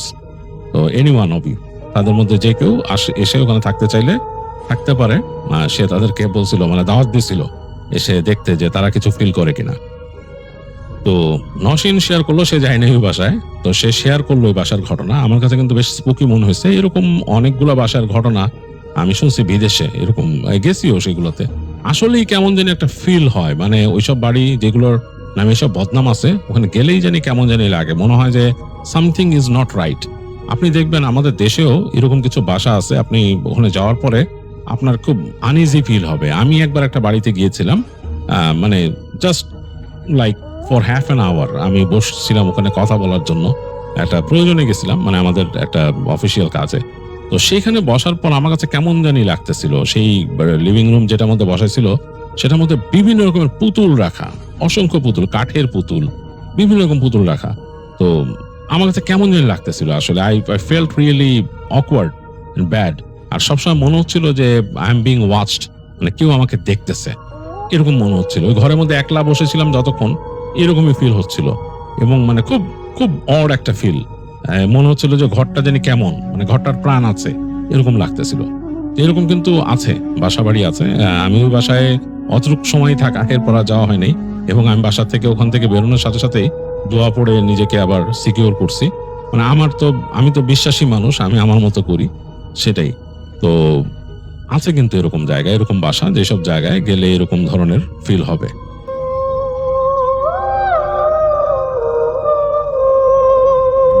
আসসালামু আলাইকুম রাসেল ভাই, আপনাকে অসংখ্য ধন্যবাদ আমাকে সুযোগ করে দেওয়ার জন্য। আজকে আমি যে ঘটনাটি বলবো সেটি আমি আজও কাউকে পুরোপুরি বিশ্বাস করাতে পারিনি, হয়তো আপনারাও বিশ্বাস করবেন, কিন্তু আমি যা দেখেছি তা ভুলে থাকার মতো ক্ষমতা আমার নেই। আমার নাম আরিফ। 2022 সালের শেষের দিকে খুলনার একটি বড় বেসরকারি হাসপাতালের নাইট শিফটে কাজ শুরু করি। হাসপাতালে যোগ দেওয়ার প্রথম দিন থেকেই একটা কথা সবাই ফিসফিস করে বলতো, রাত 3টার পর যদি ওয়ার্ড 13 থেকে ডাক আসে যেও না। আমি এসব কথায় বিশ্বাস করতাম, ভাবতাম রাত জাগার ক্লান্তি আর গুজব মিলেই এসব গল্প তৈরি হয়েছে। প্রথম 2 সপ্তাহ শান্তিতেই কেটে গেল, কোনো কিছুই নেই, কোনো সমস্যা নেই। তারপর এলো সেই রাত। সেদিন বাইরে প্রচণ্ড বৃষ্টি এতটাই হচ্ছিল যে হাসপাতালের কাছে বৃষ্টির ফোঁটার শব্দেই বুক যেন কেঁপে উঠছিল। রাত ঠিক 2:58 রিসিপশনের ফোনটা বেজে উঠল। আমি ফোন ধরতেই ওপাশ থেকে খুব আস্তে আস্তে একটি নারী কণ্ঠ বলল, ওয়ার্ড 13 একজন রোগী মারা গেছে, দ্রুত আসো। এই কথা বলেই লাইনটি হঠাৎ কেটে গেল। আমি কম্পিউটারে রোগীর তালিকা খুললাম। আমি অবাক হয়ে গেলাম যে এই হাসপাতালে ওয়ার্ড 13 বলে কোনো ওয়ার্ডই নেই কম্পিউটার রেকর্ডে। আমি ভেবেছিলাম হয়তো কেউ মজা করছে আমার সাথে। ঠিক তখনই পাশ দিয়ে যাচ্ছিলেন সিনিয়র নার্স শিউলি আপা। আমি বললাম, আপা ওয়ার্ড 13 কোথায়? তিনি কিছুটা থমকে গেলেন, তার মুখের রং যেন মুহূর্তেই ফ্যাকাশে হয়ে গেল। তিনি ধীরে ধীরে বললেন, এই নামটা আর কোনোদিনও মুখে আনবেন। আমি হাসলাম। কেন? তিনি কোনো উত্তর দিলেন, শুধু চলে যাওয়ার আগে বললেন, রাত 3টার পর যদি আবার ফোন আসে ধরবেন না। ঘড়িতে তখন ঠিক 3টা। হঠাৎ পুরো হাসপাতালের বিদ্যুৎ কেন জানি না চলে গেল। তারপর ঠিক 5 সেকেন্ড জেনারেটর চালু হতেই আলো ফিরে এলো। আর তখন আমি দেখলাম রিসিপশনের সামনে ভেজা সাদা কাপড় পরা এক বৃদ্ধ দাঁড়িয়ে আছে। তিনি ধীরে ধীরে আমার দিকেই তাকালেন। তার চোখ দুটো ছিল সম্পূর্ণ কালো। তিনি ঠোঁট না নাড়িয়েই বললেন, আমার বেডটা এখনো খালি আছে। আমি উঠে দাঁড়াতেই তিনি হেঁটে করিডোরের অন্ধকারে ঢুকে গেলেন। আমি তার পেছনে পেছনে গেলাম, কিন্তু করিডোরের শেষ প্রান্তে পৌঁছে দেখি সেখানে কেউ নেই। শুধু দেয়ালে পুরনো রঙের নিচে খুব ক্ষীণভাবে লেখা, ইংলিশেই লেখা ওয়ার্ড 13।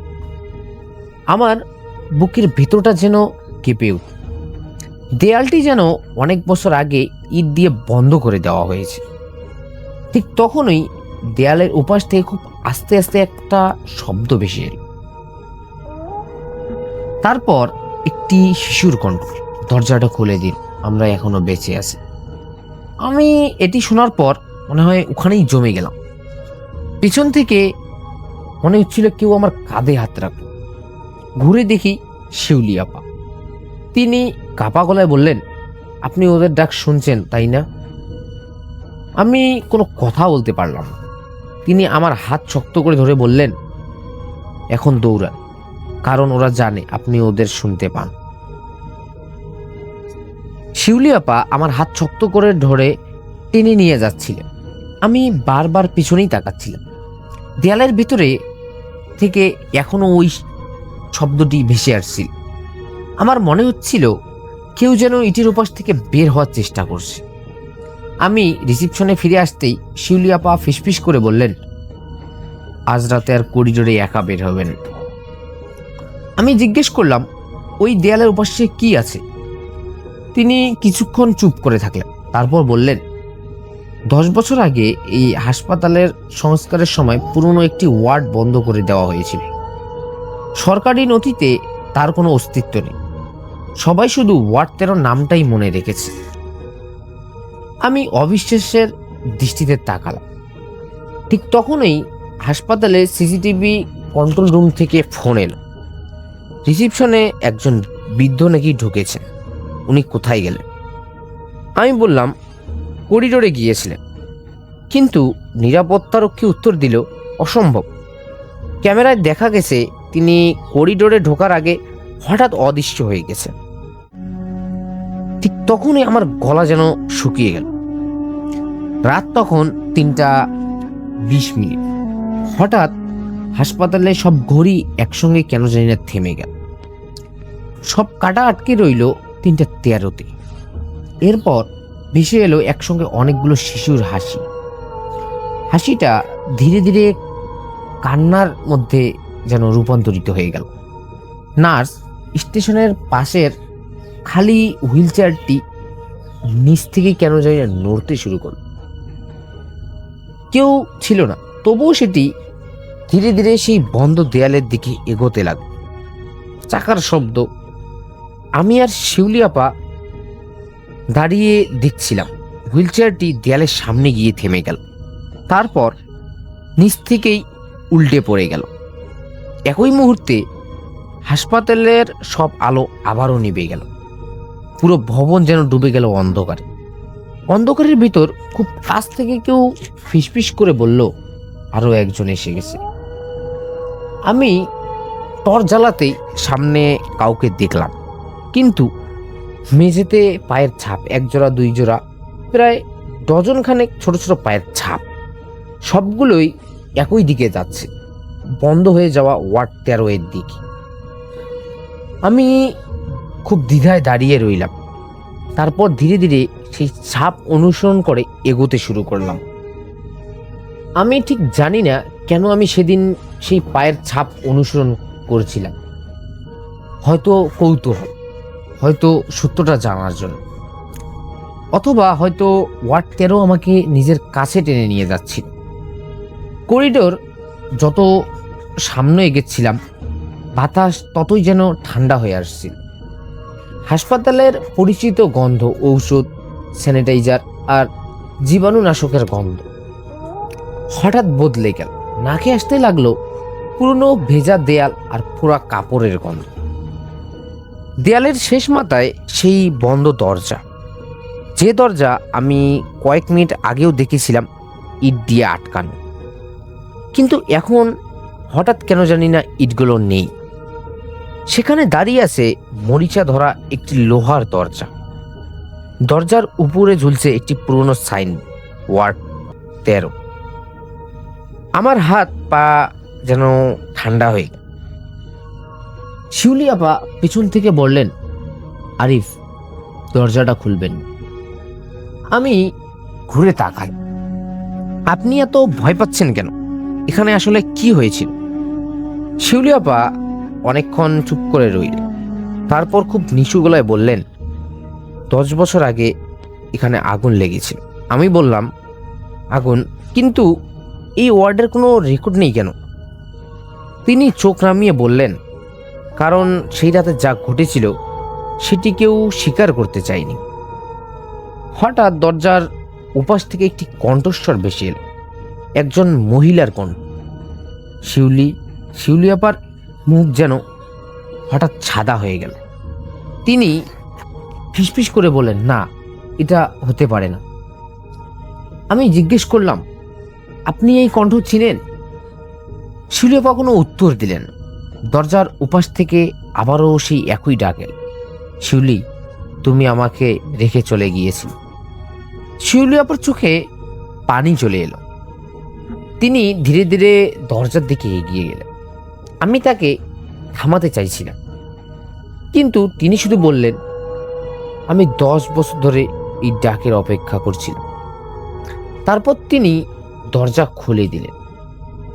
দরজা খোলার সঙ্গে সঙ্গে বরফের মতো ঠান্ডা বাতাস বেরিয়ে এল।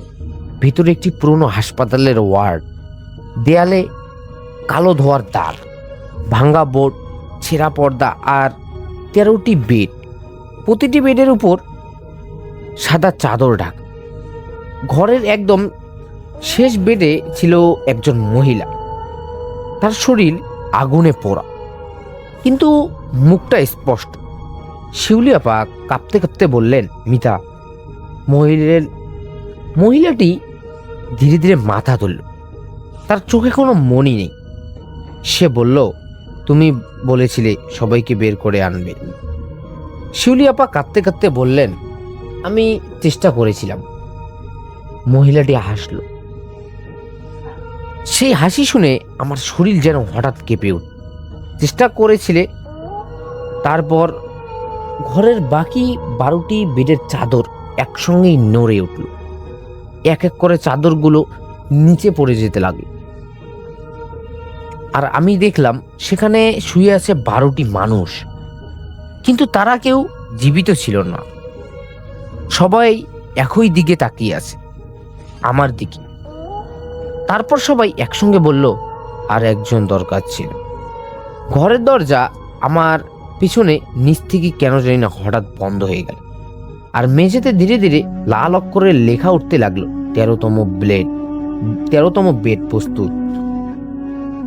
এই ঘটনা দেখা মাত্রই আমি সেখানেই অজ্ঞান হয়ে যাই, এবং যখন সকাল হয় তখন সবাই আমাকে পায়ে করিডোরের শেষে অজ্ঞান অবস্থায়। ধন্যবাদ রাসেল ভাই।